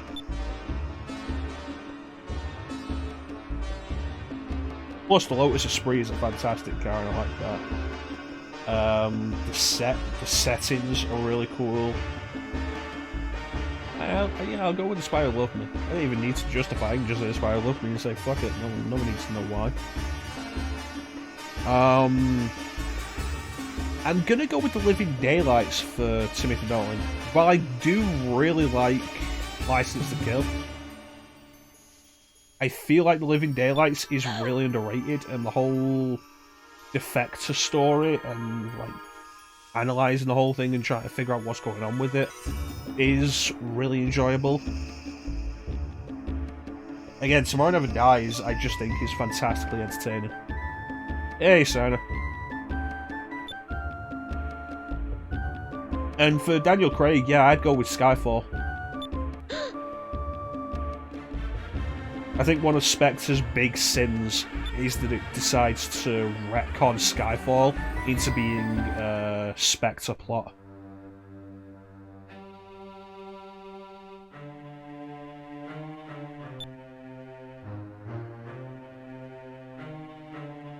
You know, on top of all of it, there's its other sins. Like the fact that it's so fucking boring.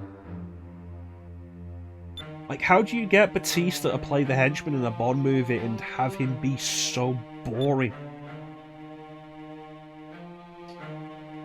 And it's like, oh no, Bond has infiltrated the Spectre meeting, and there's Blofeld, and now he has to escape, and he drives off in his car, and Batista chases after him, and it's like, oh no, the car Bond has doesn't have any gadgets. So this is going to be a real tense thing of like Bond having to use his driving skills rather than relying on the gadgets in the car. And it really isn't. They just drive through Rome at night, which is apparently empty, and then eventually Bond just ditches the car in the lake. And it's like, the fuck was the point of any of that? And it's not even boring, but it's not boring because the car doesn't have any gadgets, because they can do interesting car chases with cars that don't have gadgets. They did that in For Your Eyes Only.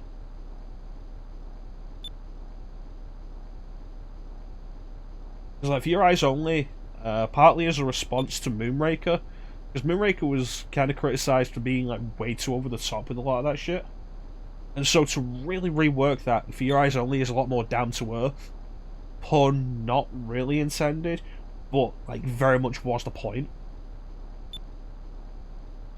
It's just like, oh yeah, no, we're gonna have the big car chase in the movie, and Bond's got a red Lotus Esprit this time.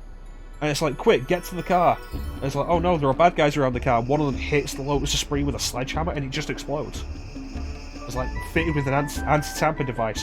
It just explodes. It's like, oh, okay. And so they have to take the Bond girl's car, which is a Citroen something. Let me see if I can find this.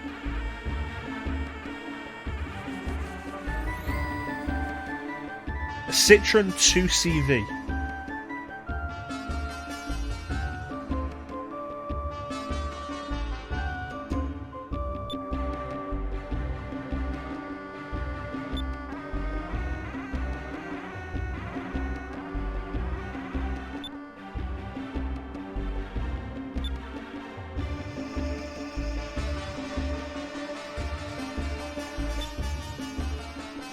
Citroen 2CV, and if you don't know what a Citroen 2CV is, look it up.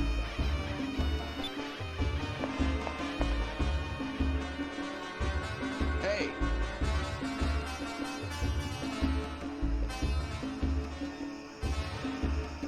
Well, they end up getting into the girl's car, which is a Citroen 2CV, and having a whole chase with that.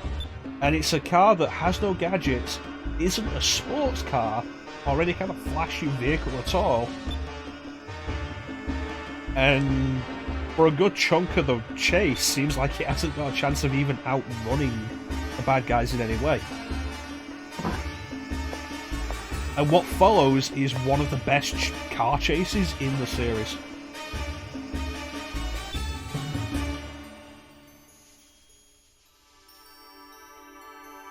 So like, they could do it. They could make a car chase without gadgets and have it be a really interesting chase. And Spectre falls down at that, and again is another one of its failings. Spectre is not a good movie. I would argue Spectre is worse than Quantum of Solace. This has been my Bond rant, and no, I will not give any more reasons for why Spectre is worse than Quantum of Solace. Mostly because if I do, I'm just going to keep going way past the time I want to actually end this stream.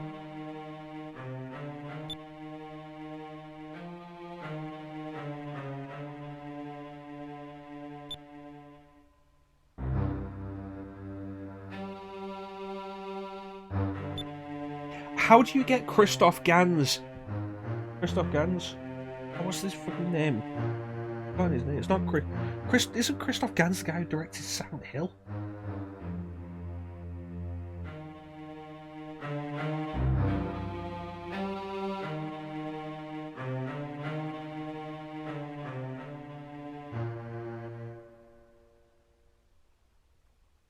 Yeah, he directed Silent Hill. That's not what I'm talking. That's not what I want to talk about. How do you get Christoph Waltz to play the main villain in your Bond film and completely waste him?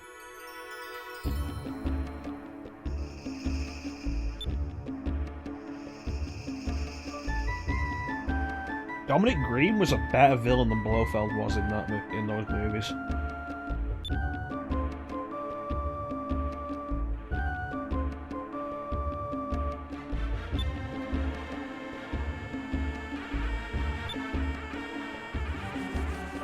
Make no mistake, I have problems with Quantum of Solace. And I've stated before the whole issue with like the editing and stuff.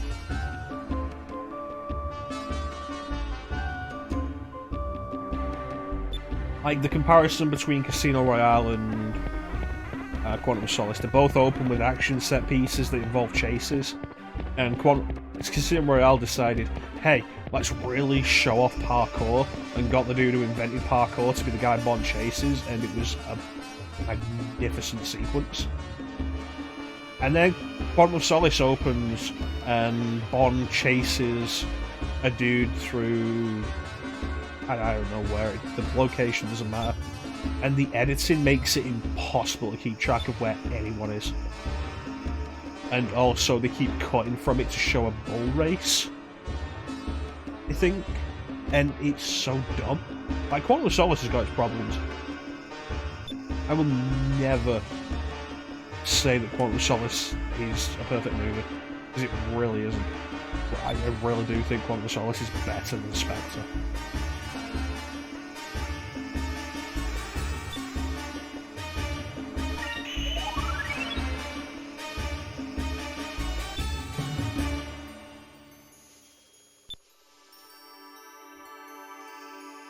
That's my hot take for the day, I guess.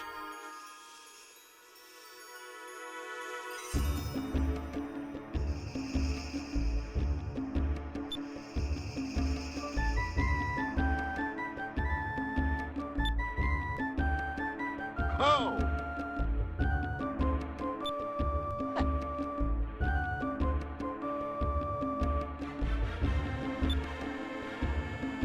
Yeah.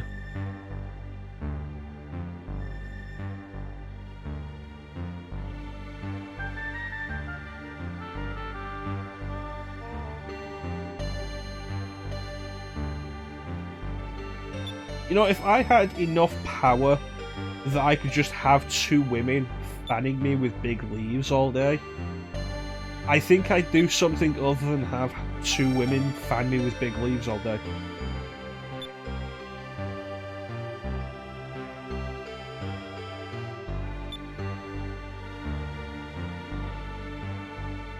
I don't know what it'd be, but it'd be something more interesting.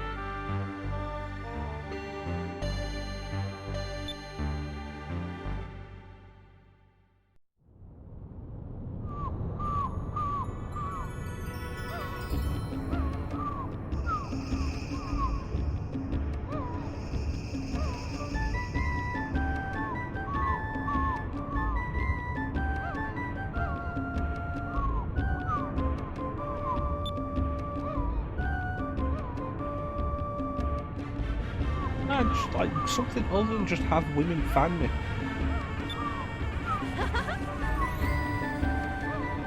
You got that kind of power and that's all you're doing with it?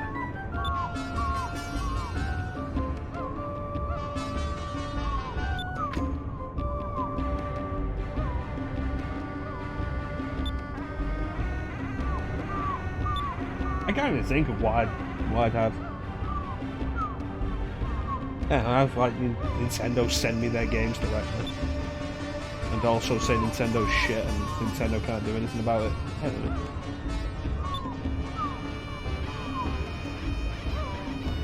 Use my power for good. somebody walked behind Randy Pitchford for his entire life.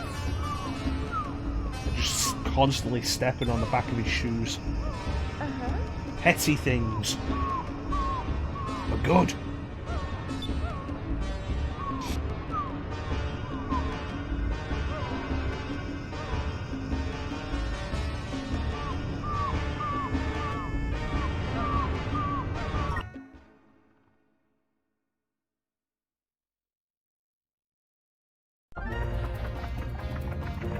Okay.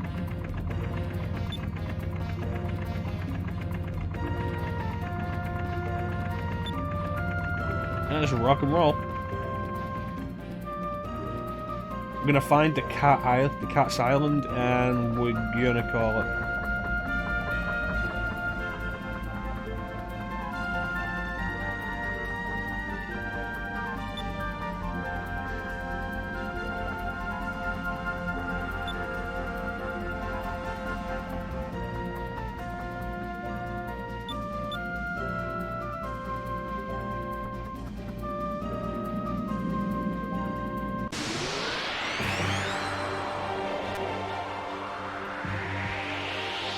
Anyway, green, which means red. Here goes!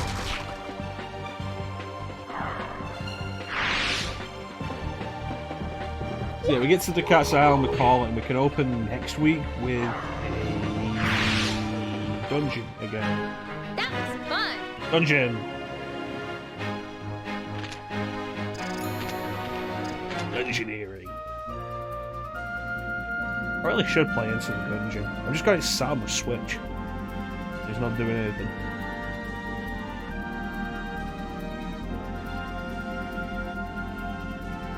Dungeoneering.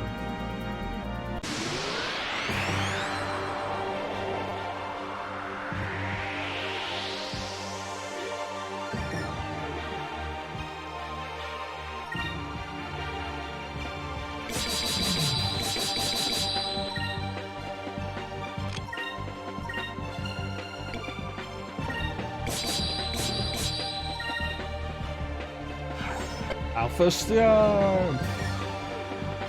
Yeah. Over there! Nice. Over there!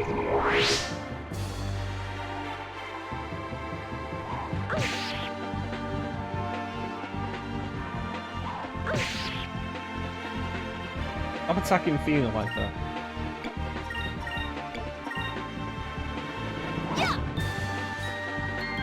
Darn.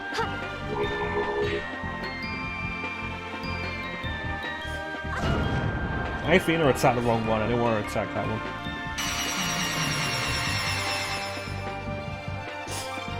Counter, damn it.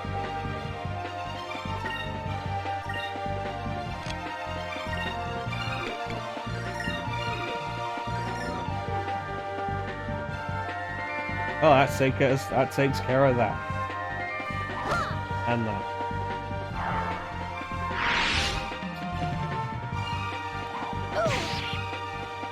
That's right, counter.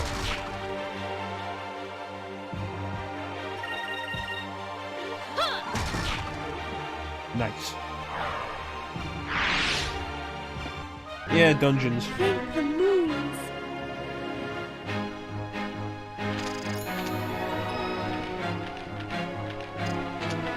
Dungeons. Let me heal Fina. Do it now before I forget. Oh, they have less. Okay. How much money do they have? That would have been enough to buy some Sakura crystals. I forget where exactly the Cat's Island is. I know it's north of Crescent Isle, which is that. That's Crescent Isle.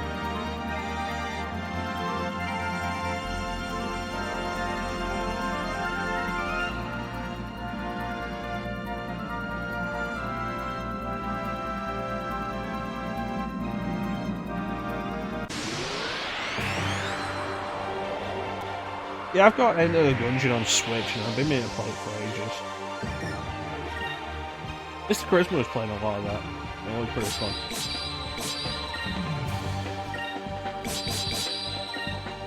And I was playing Exit the Gungeon, which looked like it probably more my thing.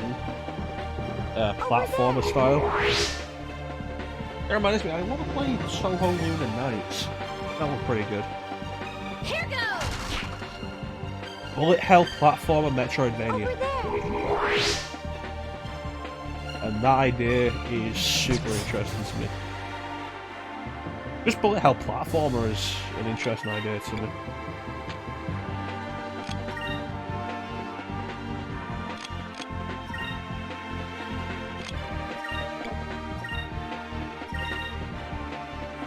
So, I've got Rabby Ribby on PS4 and Vita. And I never did much with that. I started it and then never went back to it. God damn.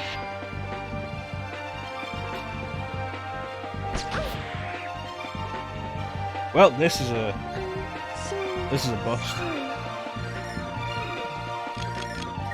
See ya. Let's get out of here! Yeah, Rabby Ribby's apparently a bullet hell.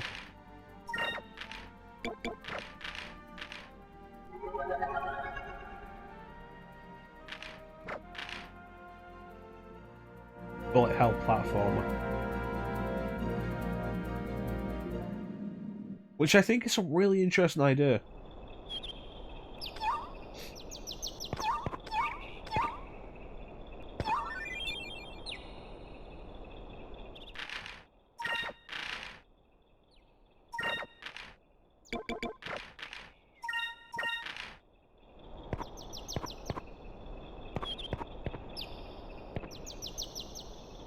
Okay.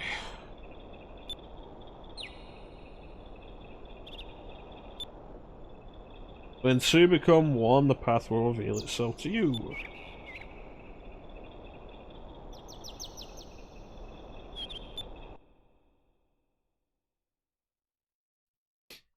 Meanwhile, back in Nasrad,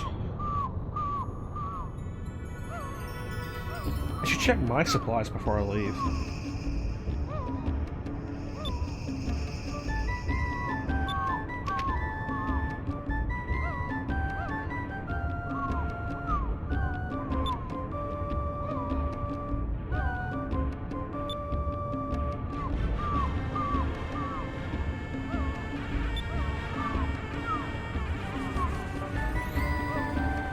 Yeah, I know, bullet hell platformer sounds like a really cool idea.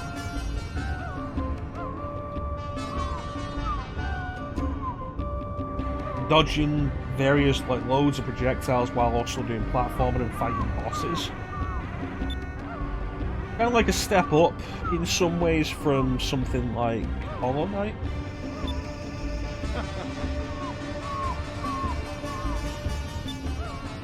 Maybe I'll stream Hollow Knight one day. Yeah, so all my stuff is here.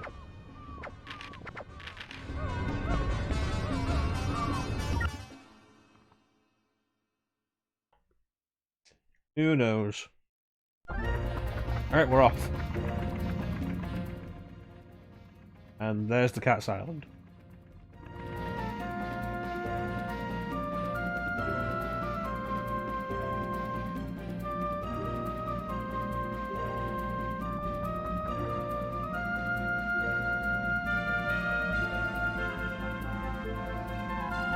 Oh, we're getting some turbulence.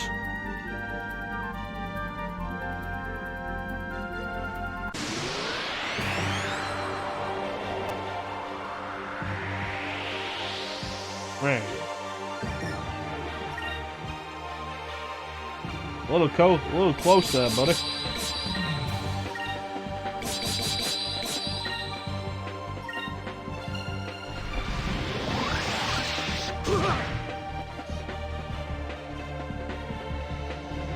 Maybe you should play Rabby Ribby off stream.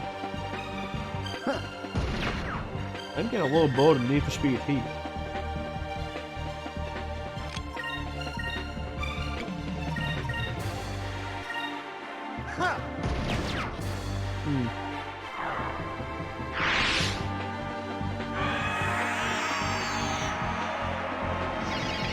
Well, that just means more experience.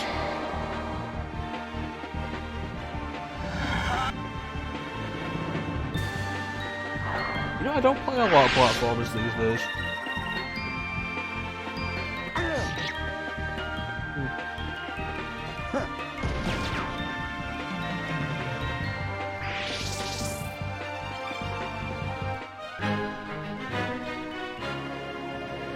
I wish they were all that easy.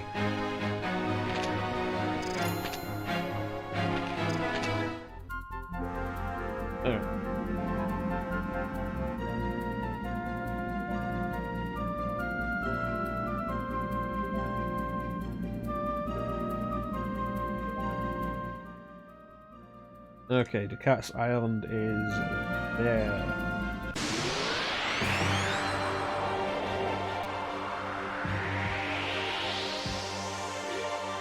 Yeah, I don't know, platformers just don't really hold my attention as much as they used to. Very little holds my attention these days. The eternal problem.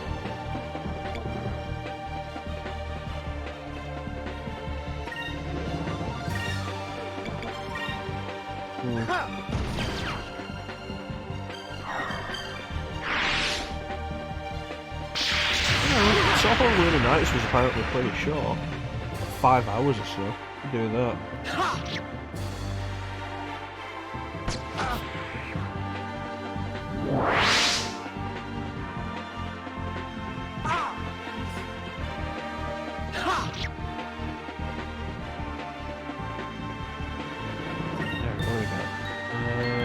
Purple, red.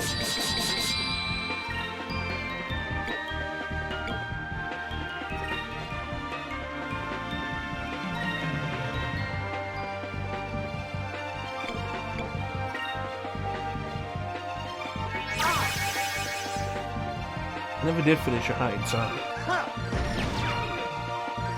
It was pretty fun, I just stopped playing it.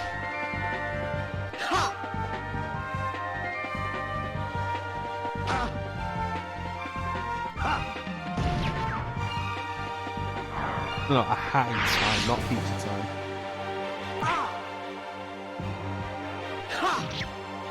Alright, thanks for joining us, Clint. We're gonna end when we get to the Cat's Island anyway. I think there's a save point outside. But thanks for joining us, buddy. You take care. We'll catch you tomorrow.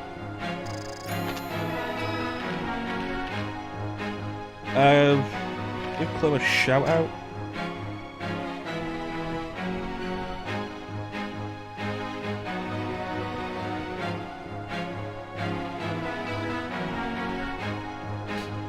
There we go, Clem was playing his favourite Mega Man game earlier today. Check him out, he's a cool dude. And he'll be joining me on stream tomorrow for Final Fantasy VII. Which should be fun. I forget what we were doing.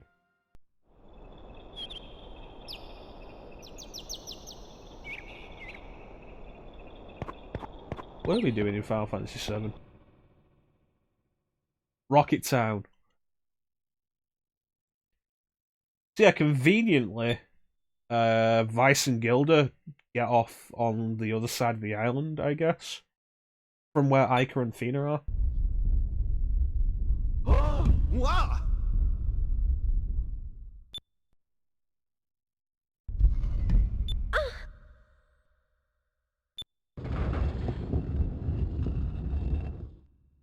And so from this, you can probably figure out what this dungeon's going to be about.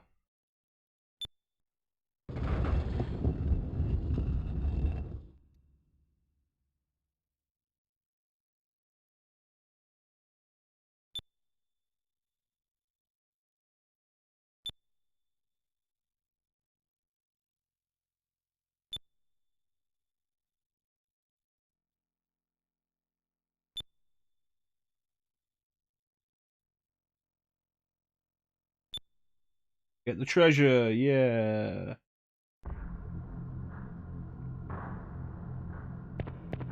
Yeah, I probably figure out what we're supposed to do. Is there a save point here?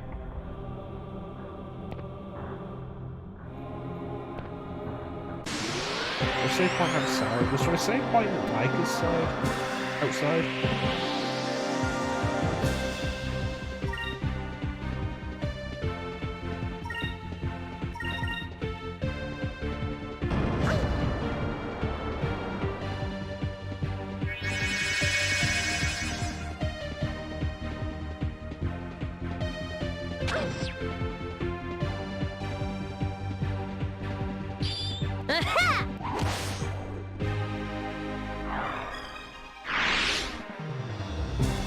Get him.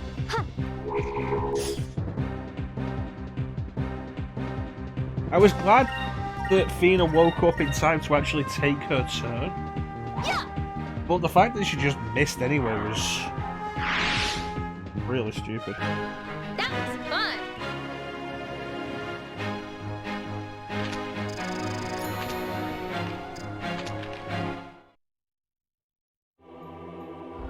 That is kind of a neat idea, though, with the battle system. Like, oh, a character's been put to sleep before they could take their turn.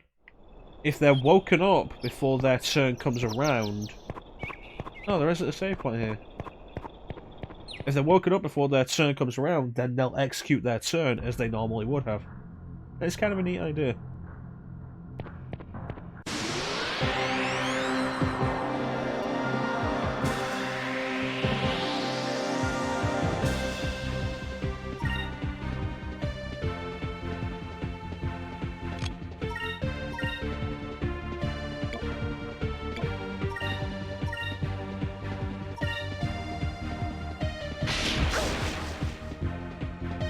Although that makes it look like Ika's hiding behind Fina.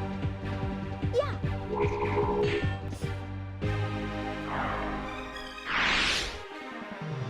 It's not like Ika to be so slow.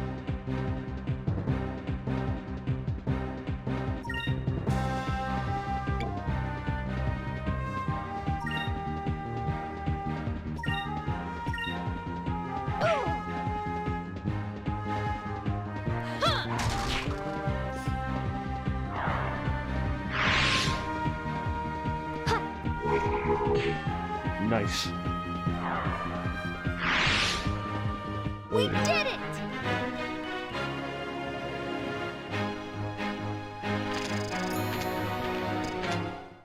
Alright, let's heal Fina.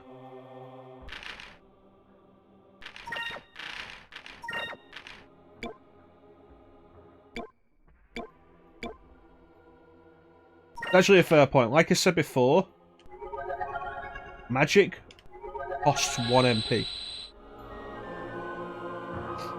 The real cost is the SP it takes. The more powerful the spell, more SP it takes. But outside of battle, like if you're doing the healing, use the most powerful healing spell that hits everybody, because it'll cost the same as the weakest.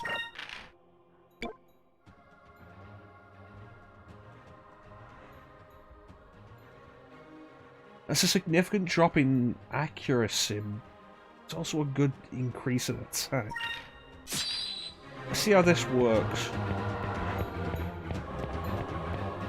Yep, gimmick at this dungeon, we go to these points, and that lets us switch between the characters. And basically we have to switch between them to navigate the entire dungeon.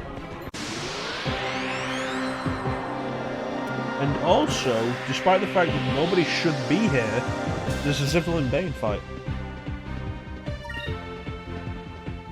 Which I think is really weird.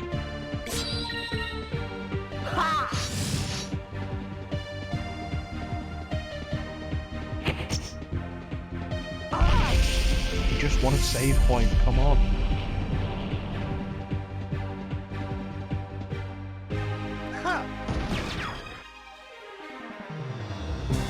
You know what, the fact that both of you missed really does not make me happy.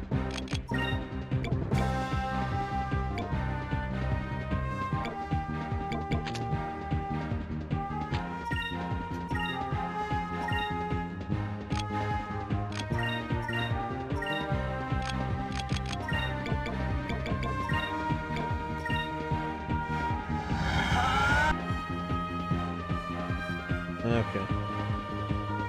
This should work.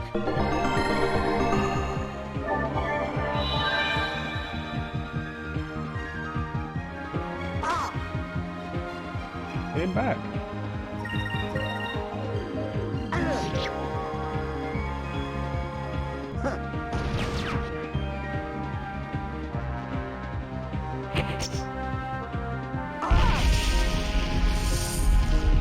Thankfully, the fights in this dungeon are pretty much balanced on you having half a party, which means they're not that difficult.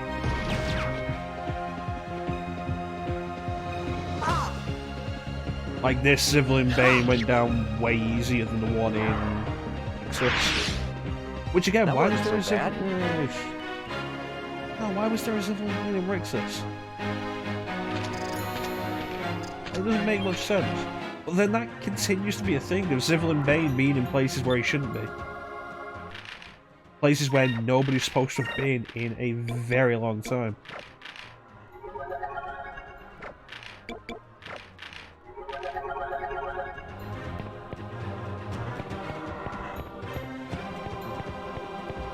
Like, concluding with the fight with Lord Zivlin Bane in Saltus.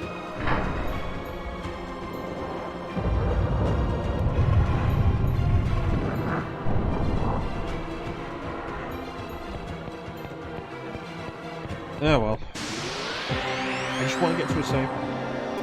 Come on. What do you got? Blue. I think purple is good for these guys.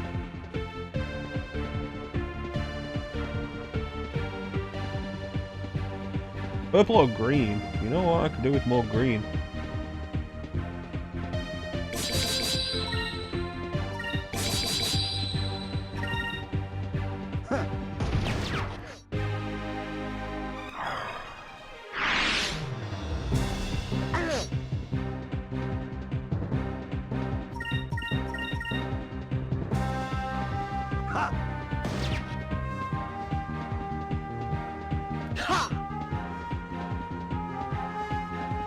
You know, if Vice hadn't have also missed, it would have been really funny that Gildo ran up to that enemy to pull the shot off and then missed it twice. What the fuck?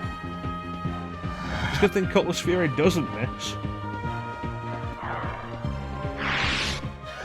That was easy. Nick is the one that got the lower accuracy because of the new weapon, not everybody else. Jeez.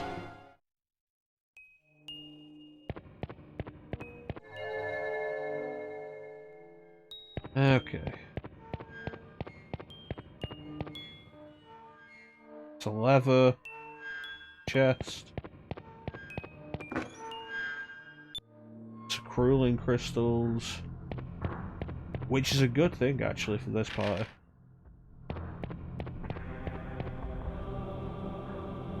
Will they become available to buy soon?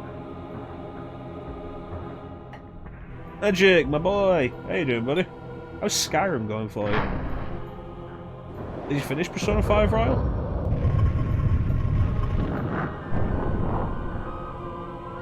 What time is it? I'm gonna stand here.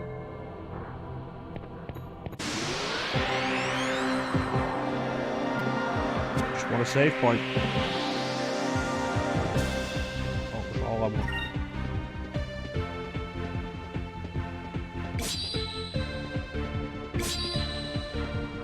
Sonic, can we get a shout out for Magic, please? Magic's cool, dude.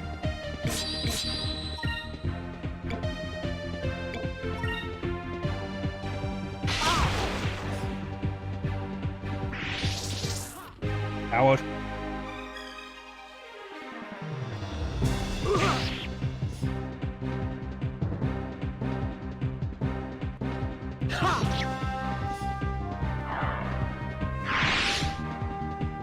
Thank you, son. That isn't right. Last I saw, Magic was playing Skyrim. Playing it on Legendary difficulty because he's crazed. Oh, okay, fair enough.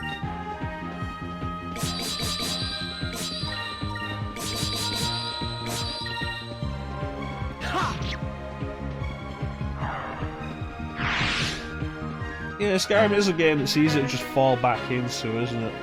I wish they were all that easy.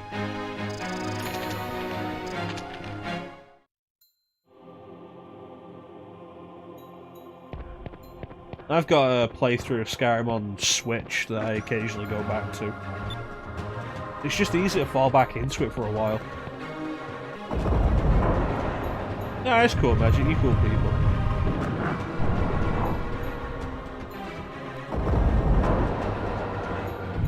We only give shoutouts to cool people.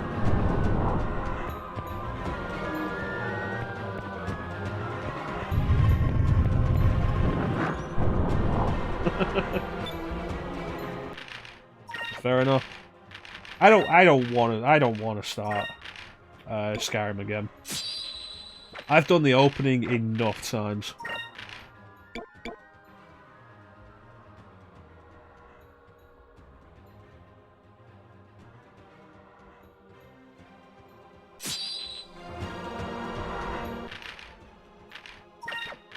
It's going pretty well. We took an extended break from it so Chansom could get further in his playthrough. We'll keep that. But now we're back to it because I want to get everything that we're doing currently. I want to finish it before May. Like we're doing this.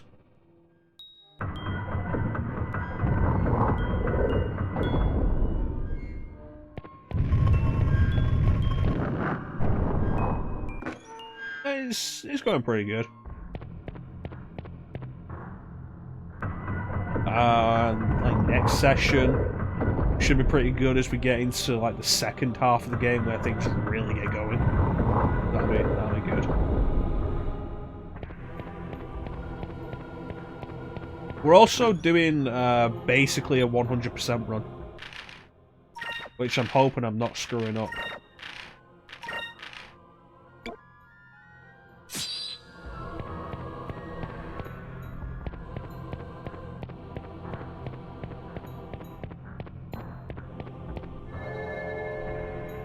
Because it requires us to find every treasure.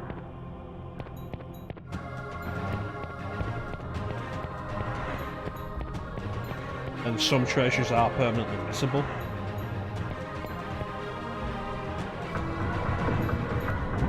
Which, you know, is kind of awkward.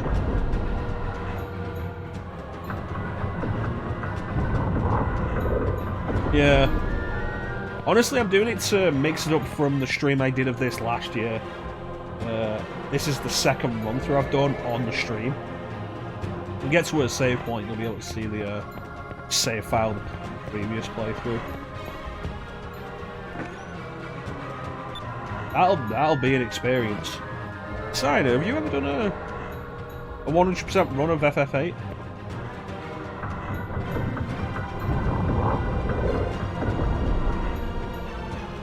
Like, Cider's really into FF8.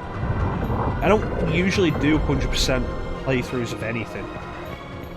Like I say, this was really to mix up from the last playthrough I did of this.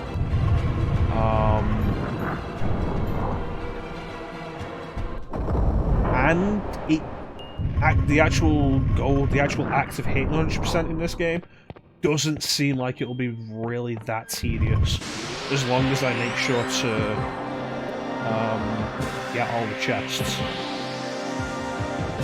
and hopefully all the moonfish.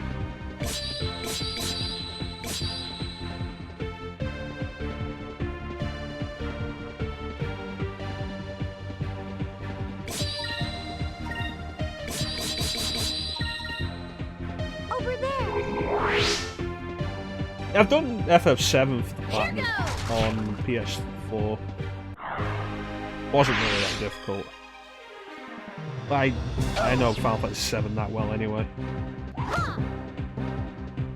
Yeah, no. Triple Triad put me off doing 100% on FF8, definitely.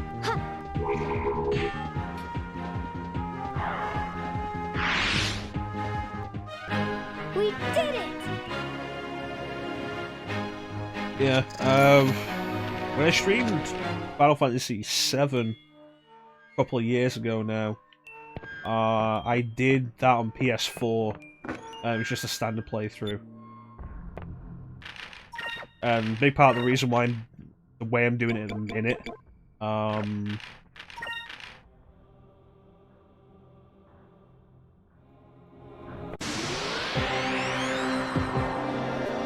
which is a retranslation patch of FF7, and also with Clem on the mic, is to allow White to mix it up.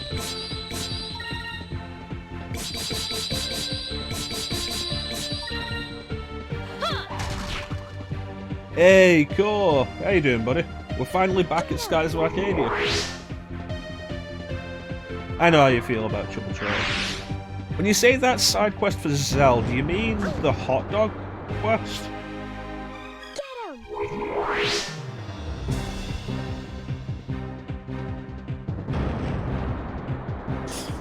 Is that actually a side quest through the game, or just things someone mentioned?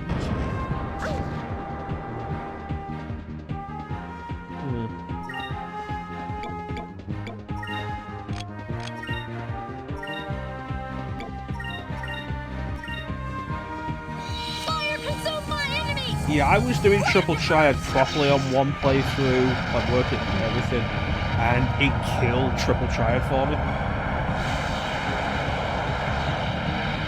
Ah, okay. Yeah, like that killed Triple Triad for me. Like losing Ifrit to General Caraway so that he'll put out the Renoa card, so that I can win that, and then I won the Renoa card and never got the Ifrit card back. That was frustrating. Over there!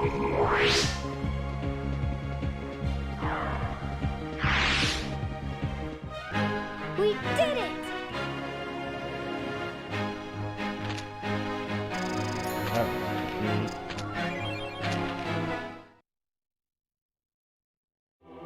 Oh yeah, I haven't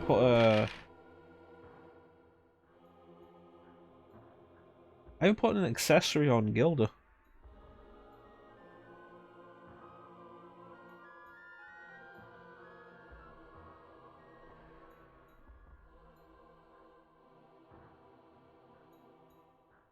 This was years ago before I had access to the internet. Doesn't change the fact that the whole experience killed Triple Triad for me.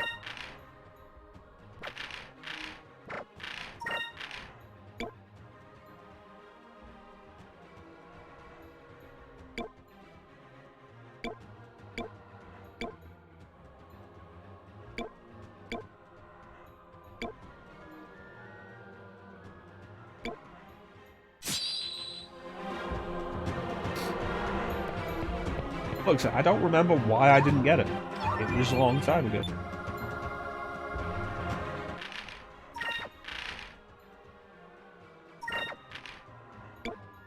I'm just going to complain about it right now, okay? Do complain. You should know by now is what happens here. Boomberry! How many do I have? I think I only have one. Yes. It sounds like a good idea, honestly, Magic. Refresh your memory a bit as well.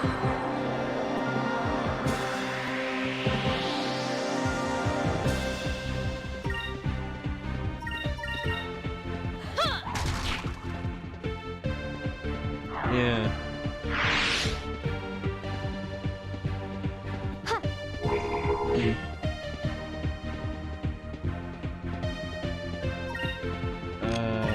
Lambda Burst.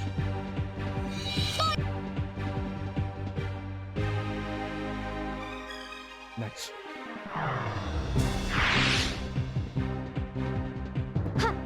Honestly, the way I'm feeling in the minute, after I finish this run of FF7 with Clem, That was fun! I'm debating going through it again off stream. Just for fun.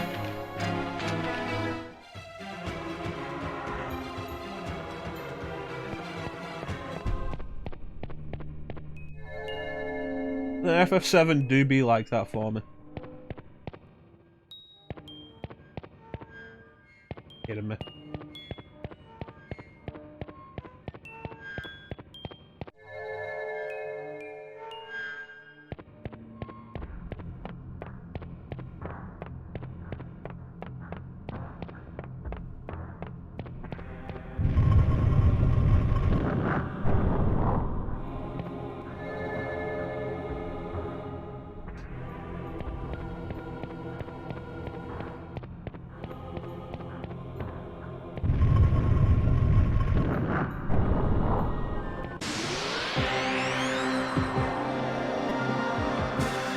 didn't even have to go back, I just had to press the button to open it. Although I have no idea why it was closed.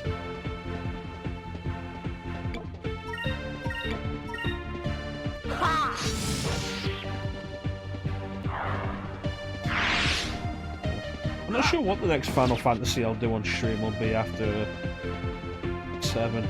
Because I feel like I'll finish 13 way before 7. I feel like I'll probably finish it this week. Is it over already? No idea. Maybe 10, maybe 6. It would probably be worth me doing a playthrough of 10 off stream.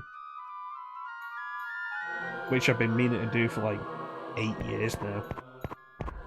When did the 10-10-2 HD remaster come out? Like 2013?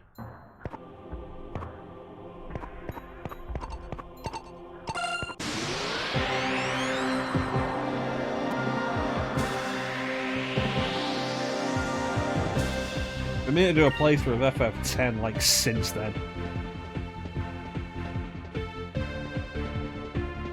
That's reasonable. It's gonna be free for you, isn't it? You already own FF7 Remake. 6 is a good shout. I have a version of that. It's like with 6, it's a case of, which version of 6 do I do?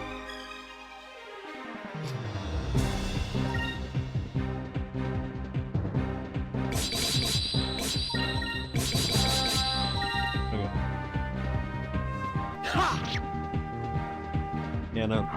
The whole issue with like doing FF10 is the same issue with like I wanted to do Skies of Arcadia for years, and then eventually finally did it last year for the stream. And, like, a big part of the point of the stream is focused to actually do it, so I probably will just end up eventually doing it on stream for the first time in a very long time.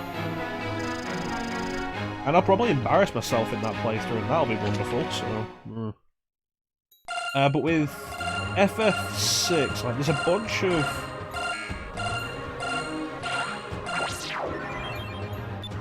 bunch of possibilities with that. Like, do I do the Super Nintendo version, the PlayStation version, the GBA version?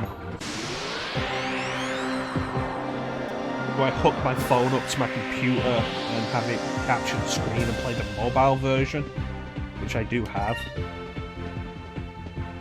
I'm not going to apologise for that.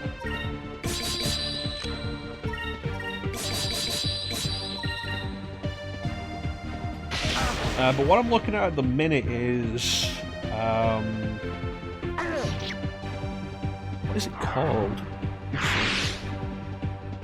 Take that. They have a ROM hack of the Super Nintendo version that looks pretty appealing. That I'm debating doing. Take that.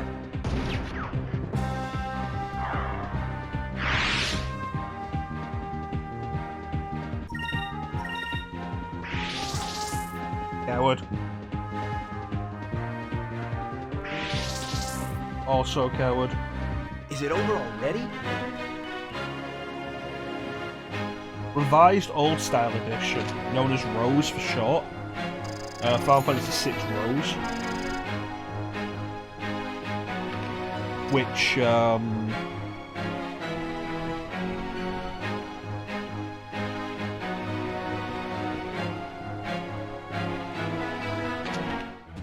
I can't remember everything it does, like, retranslates the text a bunch.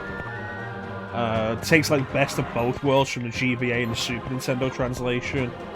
Uncensors all the sprites.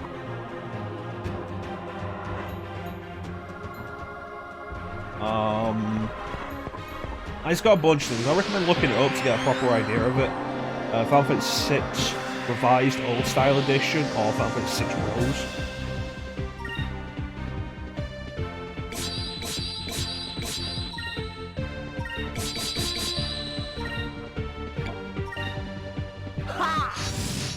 But yeah, like the uncensored sprites, which is stuff like the Barbie having smoke come off the cigarette she's smoking.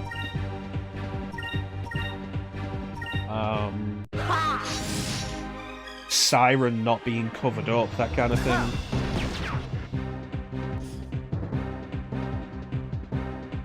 Which was one of the main reasons why I could possibly do the PlayStation version.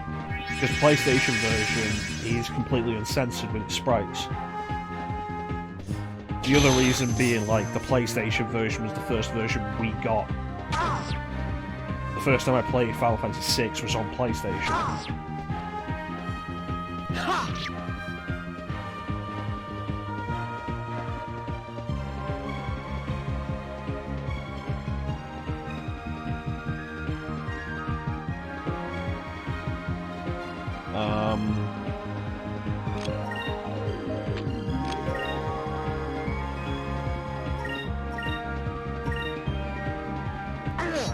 Why do you keep missing?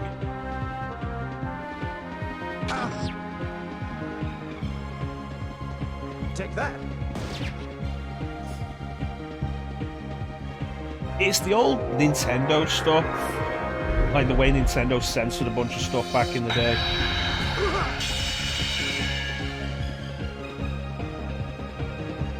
Like how there would be absolutely no references to religion. So holy is Pearl now. I think the ROM hack I'm looking at reverts that. A bunch of other changes, a bunch of stuff. Ha!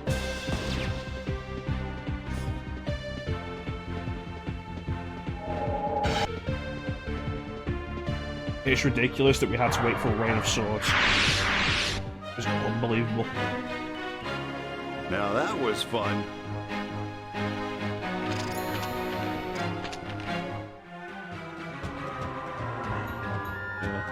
The GBA version does have the benefit of the extra areas. If you're going to do post-game stuff, which I'm honestly probably not. And the sprites are halfway between the censorship of the Super Nintendo version and the uncensored style of like the original version and PlayStation version. And the fresh translation and yada yada yada.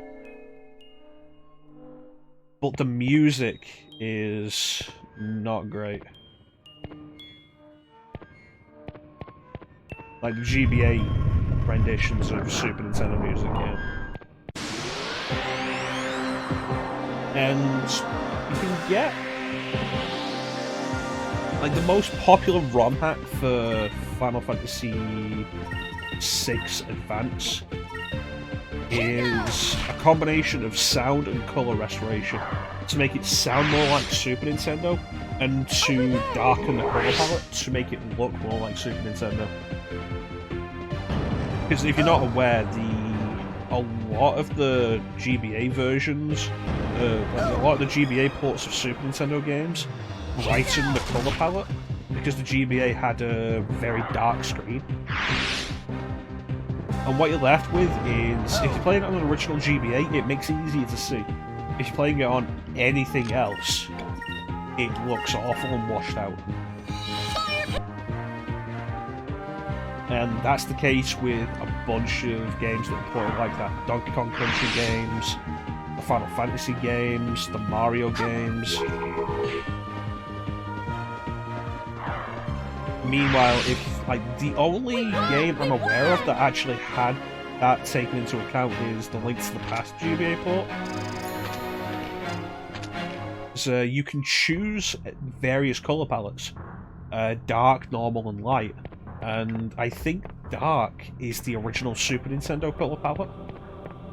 And it's like the only game I can think of on GBA that has that option available.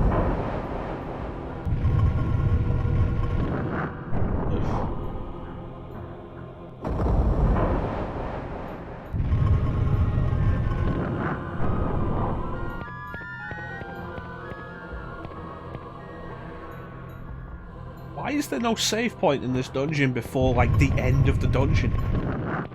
I didn't want to do this entire dungeon.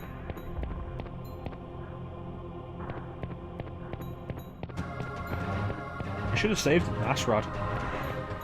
It's like, no, the start of the dungeon's a good cut-off point. It's like,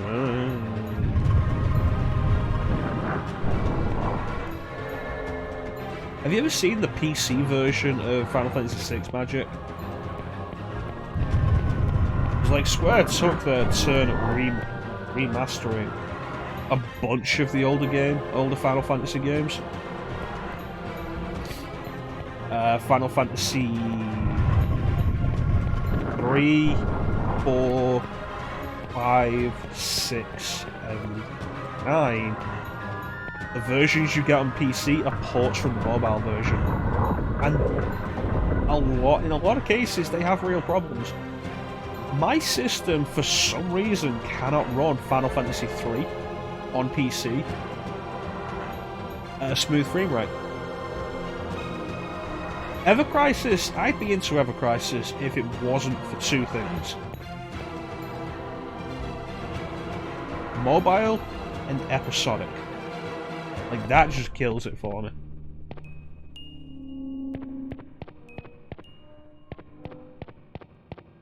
Conceptually, it looks like a neat idea, and I could really be on board with it.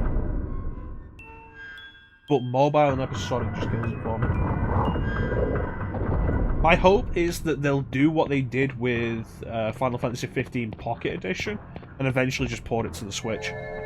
And I'll play it on Switch. But yeah, for some reason, like, Final Fantasy 3 on PC runs so badly. And Final Fantasy 3 was originally a DS game. It was on DS, it was ported to PSP, it was ported to mobile, then it was ported to PC.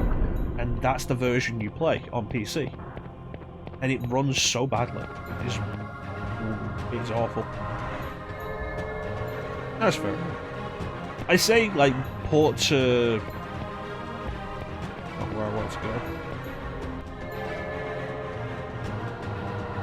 I say port to Switch specifically because Final Fantasy 15 Pocket Edition was ported to Switch. Pocket Edition HD. Honestly, wouldn't surprise me that much if it was the most playable version of 15. 15 had problems.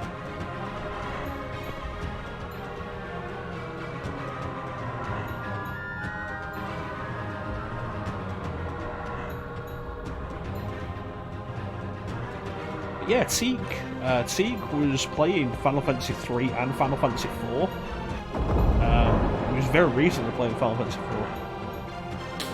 Did it? I was not aware of that. That's fair enough then, Shaun. Magic. Getting confused.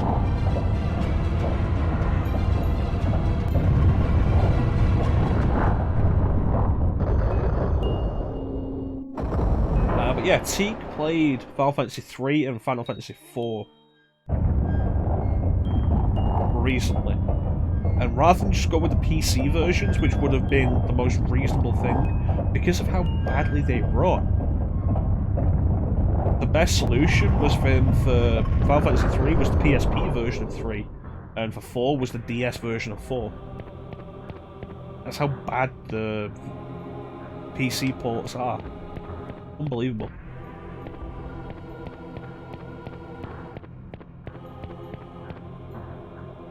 Finally.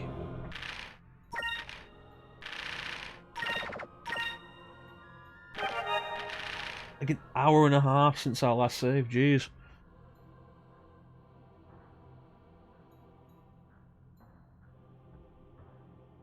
I don't want to fight the boss right now, because this boss coming up, Destra and Sinistra, is a bastard. And I will do that next time. I don't know.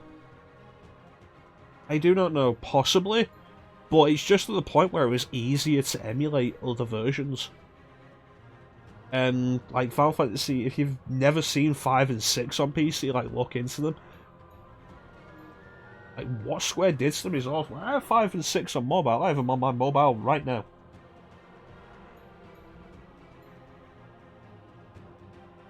Yeah. And you know what?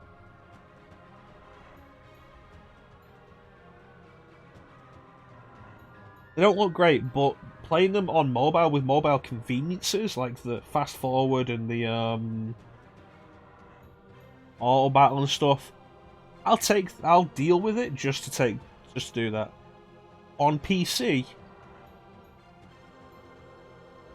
they look absolutely awful.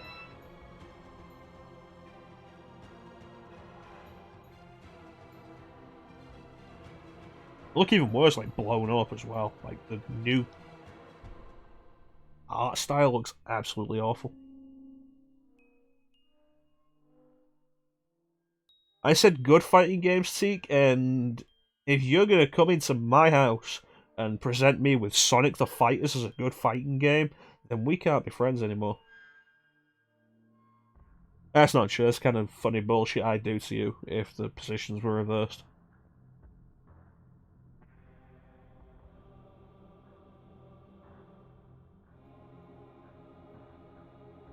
In 5 hours, I did not mean to stream this long. Sonic the Fighters was an arcade fighting game. A Sonic the Hedgehog arcade fighting game. It was ported to the GameCube as part of the Sonic Gems collection, which presented itself with 3 games, and only one of those games was worth playing. It was Sonic CD, Sonic the Fighters, and Sonic R. Fun fact, if you are interested, Magic, Sonic the Fighters is backwards compatible on Xbox. They released it on Xbox Live Arcade and PSN. Fixed up a bunch of stuff, put in some of the dummied out characters.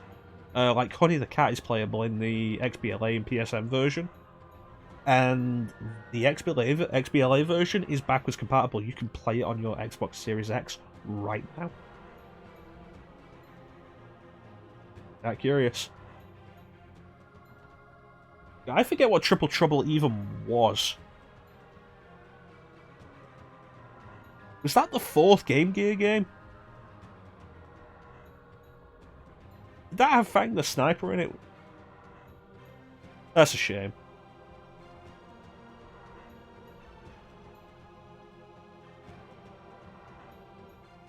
My Xbox is getting used quite a bit right now, actually, with I'm playing Need for Speed Heat on it. And like we're streaming Final Fantasy 13 off it.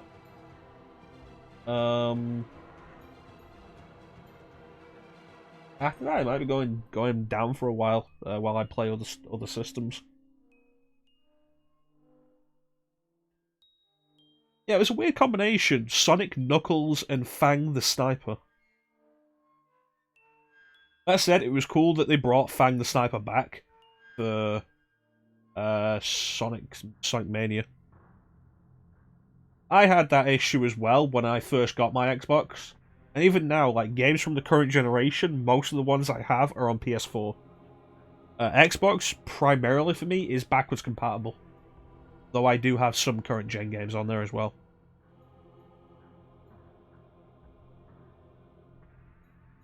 Anyway, yeah, take a look into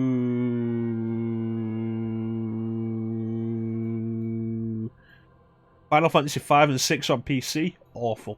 You are really better off just emulating Super Nintendo versions.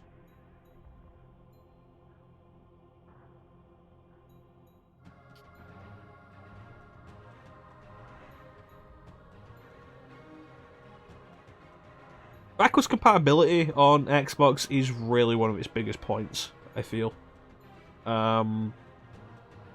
Especially at the minute for pre-PS4 Xbox One. There's a lot of cool stuff you can grab on there. Hey, Star. They really did. They look awful. Like I say, I've got them on mobile. I tolerate them on mobile just for the convenient portable features they have. Like quick save, that is really neat, plus cloud save, which is quite nice. If I'm playing them in any situation where I'm sat down with a controller, like I'll emulate the Super Nintendo version before I play the PC version. I'll emulate the PlayStation version before I play the PC version. Awful. Tomb Raider's pretty good. I've actually been kind of slowly working my way through Tomb Raider Legend on my Xbox. Like, something just hit me, and I was like, you know what, let's do a little more Tomb Raider Legend. And thankfully, the save file I had was on the 3rd level, so we got past the most boring stuff, and now it's a bit more fun.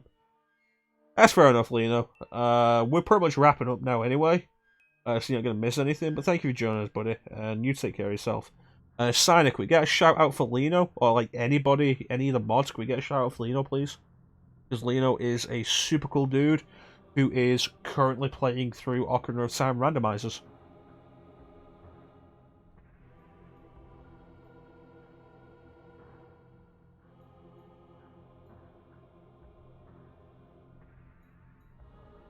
This went way longer than it was supposed to.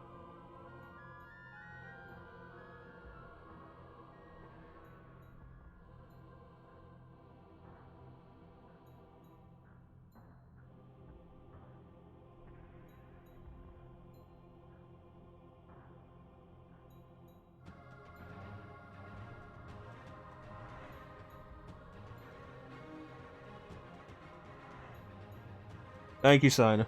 Yeah, Leo's been playing Ocarina of Time randomizers. He's a super cool dude who definitely deserves more support. So, like, check him out. He's a cool dude. Very friendly, very supportive. And you can never predict what he's going to play next. Like, very much the definition of a variety streamer. And when you find a good streamer who will do, like, a wide variety of stuff, it can be a really fun, wild ride. Nah, that's fine, Santa. It happens. Like, the 7 on my keyboard is a little bit... you gotta really press it down to get it to go. So whenever I shout out Clem, like, we've had it way too often. It's like, Clem has a 2. I was like, that's not a thing. I like that. So I have to do it again and make sure the 7's actually pressed.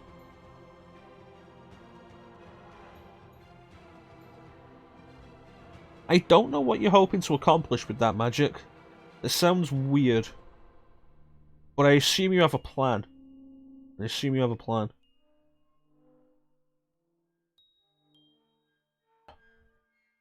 So yeah, let's wrap up, do some shout-outs. Shout out our buddy Teak the Gamer, who is currently playing through a bunch of stuff. Oh, Ever Crisis, fair enough. Right, so you want to throw Ever Crisis onto your... You want to stream Ever Crisis. That's an interesting thought on the setup, actually. Yeah. Teak is currently working his way through a bunch of things. On Fridays, he is streaming his franchise playthrough of Castlevania, which he's doing in chronological order. BlueStacks sounds a lot simpler, yeah. But if you don't stream from PC, then I don't know. Because Magic is on Mac, right? BlueStack on Mac? I don't know. Teak is currently playing through the Castlevania franchise on Fridays, going through it chronologically. He was playing Castlevania 3 Dracula's Curse last night, and somebody was cursing, definitely. Tuesdays, he's doing his turn-based Tuesdays, which he's going through Final Fantasy and Dragon Quest alternating. He's currently doing Final Fantasy IV The After Years, and once he's done with that, he'll be playing Dragon Quest V Hand and Heavenly Bride, which is like the apex of classic Dragon Quest. And he's still going through System Shock on Thursdays, which, if you've never seen System Shock, check it out, it's pretty cool. Teak has gotten way more into that than anybody could have really expected. We've had the shout out for Magic and Lino, we've had a shout out for Clem, but that was a while ago. Let's do another shout out for Clem.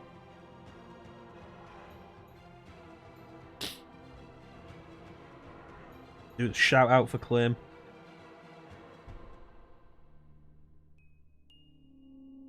Clem only streams on Saturdays, so it's not a big deal to keep up with him. Playing through Mega Man again. He was doing Mega Man 2 difficult Buster Only run earlier today. Mega Man 2 on difficult mode, Buster Only, which he finished, and then he started playing Mega Man 9. Presumably he'll be continuing Mega Man 9 next Saturday. Check him out. Is there anybody else? Ninja was in here.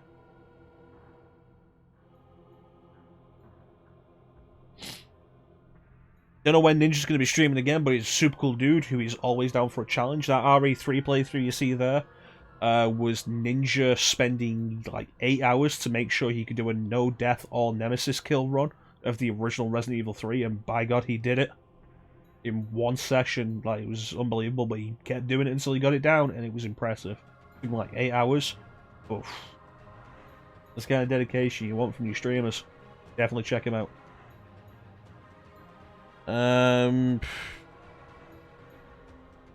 Well, there's anybody else in here? We haven't shouted out. Sign it. Do you still stream, or have you given it up?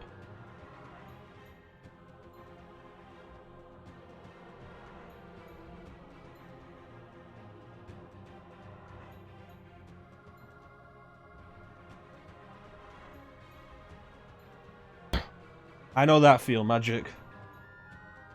So that's why I've not been in the Persona streams, because I've not done Persona 5 Royal. I know exactly how I feel with that. Like Megumi streaming World of Final Fantasy at the minute, which I'm kind of on and off playing myself the first time, so I can't be in that. But yeah, I know exactly what you mean. Alright, let's throw Santa a shout then, because he's apparently going to be streaming in a bit. It's been pretty fun. World of Final Fantasy has been pretty fun. I need to get back to it. Santa, cool dude, recently started streaming. Hasn't got much experience under his belt, but, you know, he's got heart. He's got heart. Like, check him out. He's a cool dude, personal friend.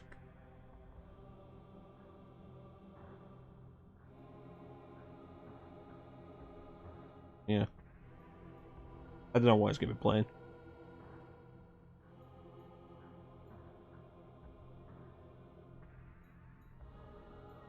Ah, shit. This is a bad time for that EID. Because we are wrapping up. Who's raiding? Is it Mew? Is Mew coming in with a raid?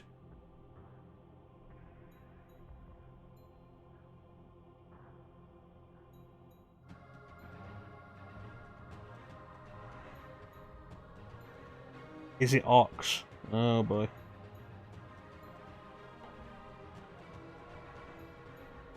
They look pretty, aren't they? Looks like you're gonna do some grinding. Oof.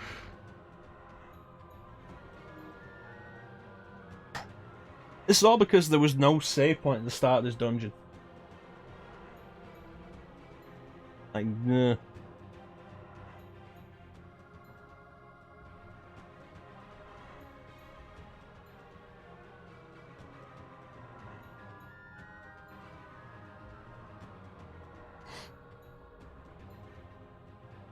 Yeah, who is it? Is it Ox? Right.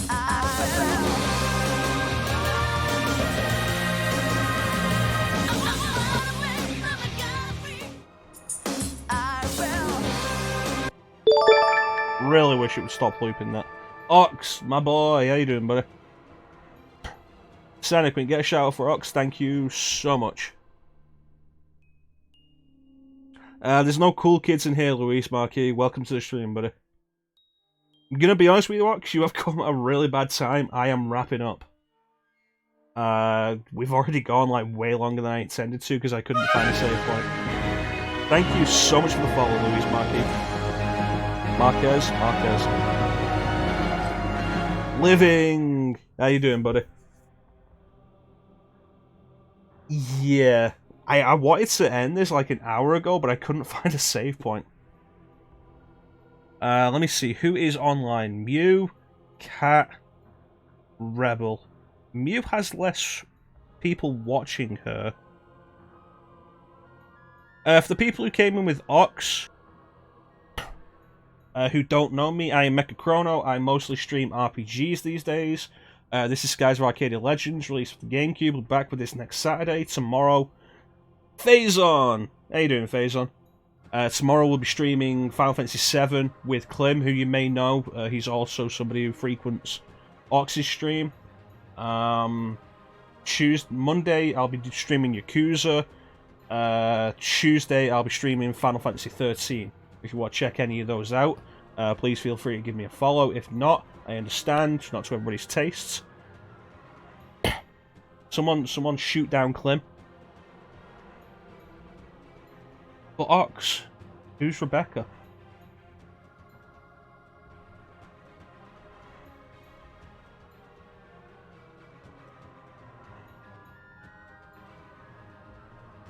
But yeah, really appreciate the raid, Ox. How is Onimusha going? Before we leave, how is Onimusha going? You're speedrunning that now, aren't you? Clem Hazard. He's just appeared. He's one of the mods, Magic.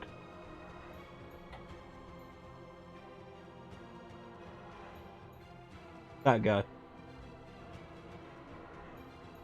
He's currently joining me on Sundays in FF7. You know. Sarcasm doesn't come across in text, Magic. Come on. Don't do this to me. Well, I'll be honest with you, Ox, if you're getting into the top 50, that's already impressive. If you're getting into the top 100, that's already impressive. Like, work yourself on your little achievements until you get there.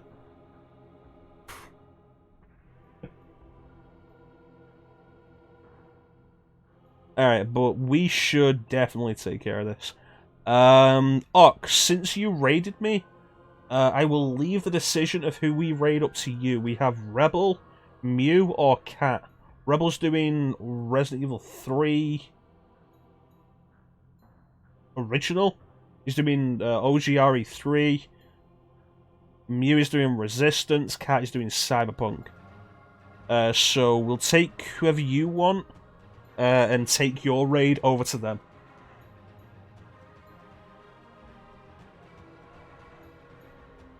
Just so your raid doesn't go to waste.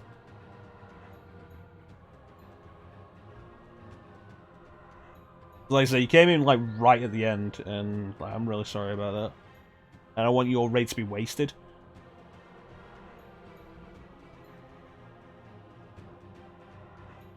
Let me see this.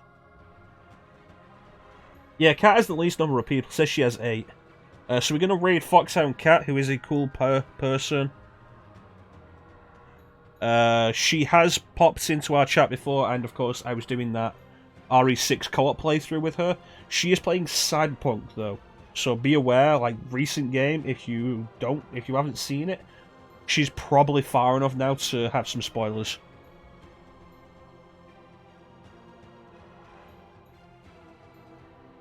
Like be aware of that. But yeah, I want to thank everybody for joining the stream. I always really appreciate the support. Big special thank you to everybody in the chat. We had a lot of people in, especially after Ox came in and raided. Clem, Teak, Leno, Star, Magic, Core,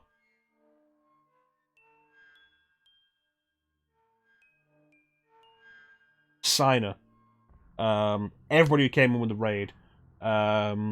Oxtail for the raid, EID, Phazon, Living, everybody. If I didn't mention you, I apologize, but you were very much appreciated. Thank you so much for joining us. We're back with Skies of Arcadia next week, Saturday, 8 PM Greenwich Mean Time, GMT. But in the meantime, we're going to go and raid Cat. She's playing Cyberpunk right now. Thank you all for watching. Have yourselves a fantastic time of day. And take care.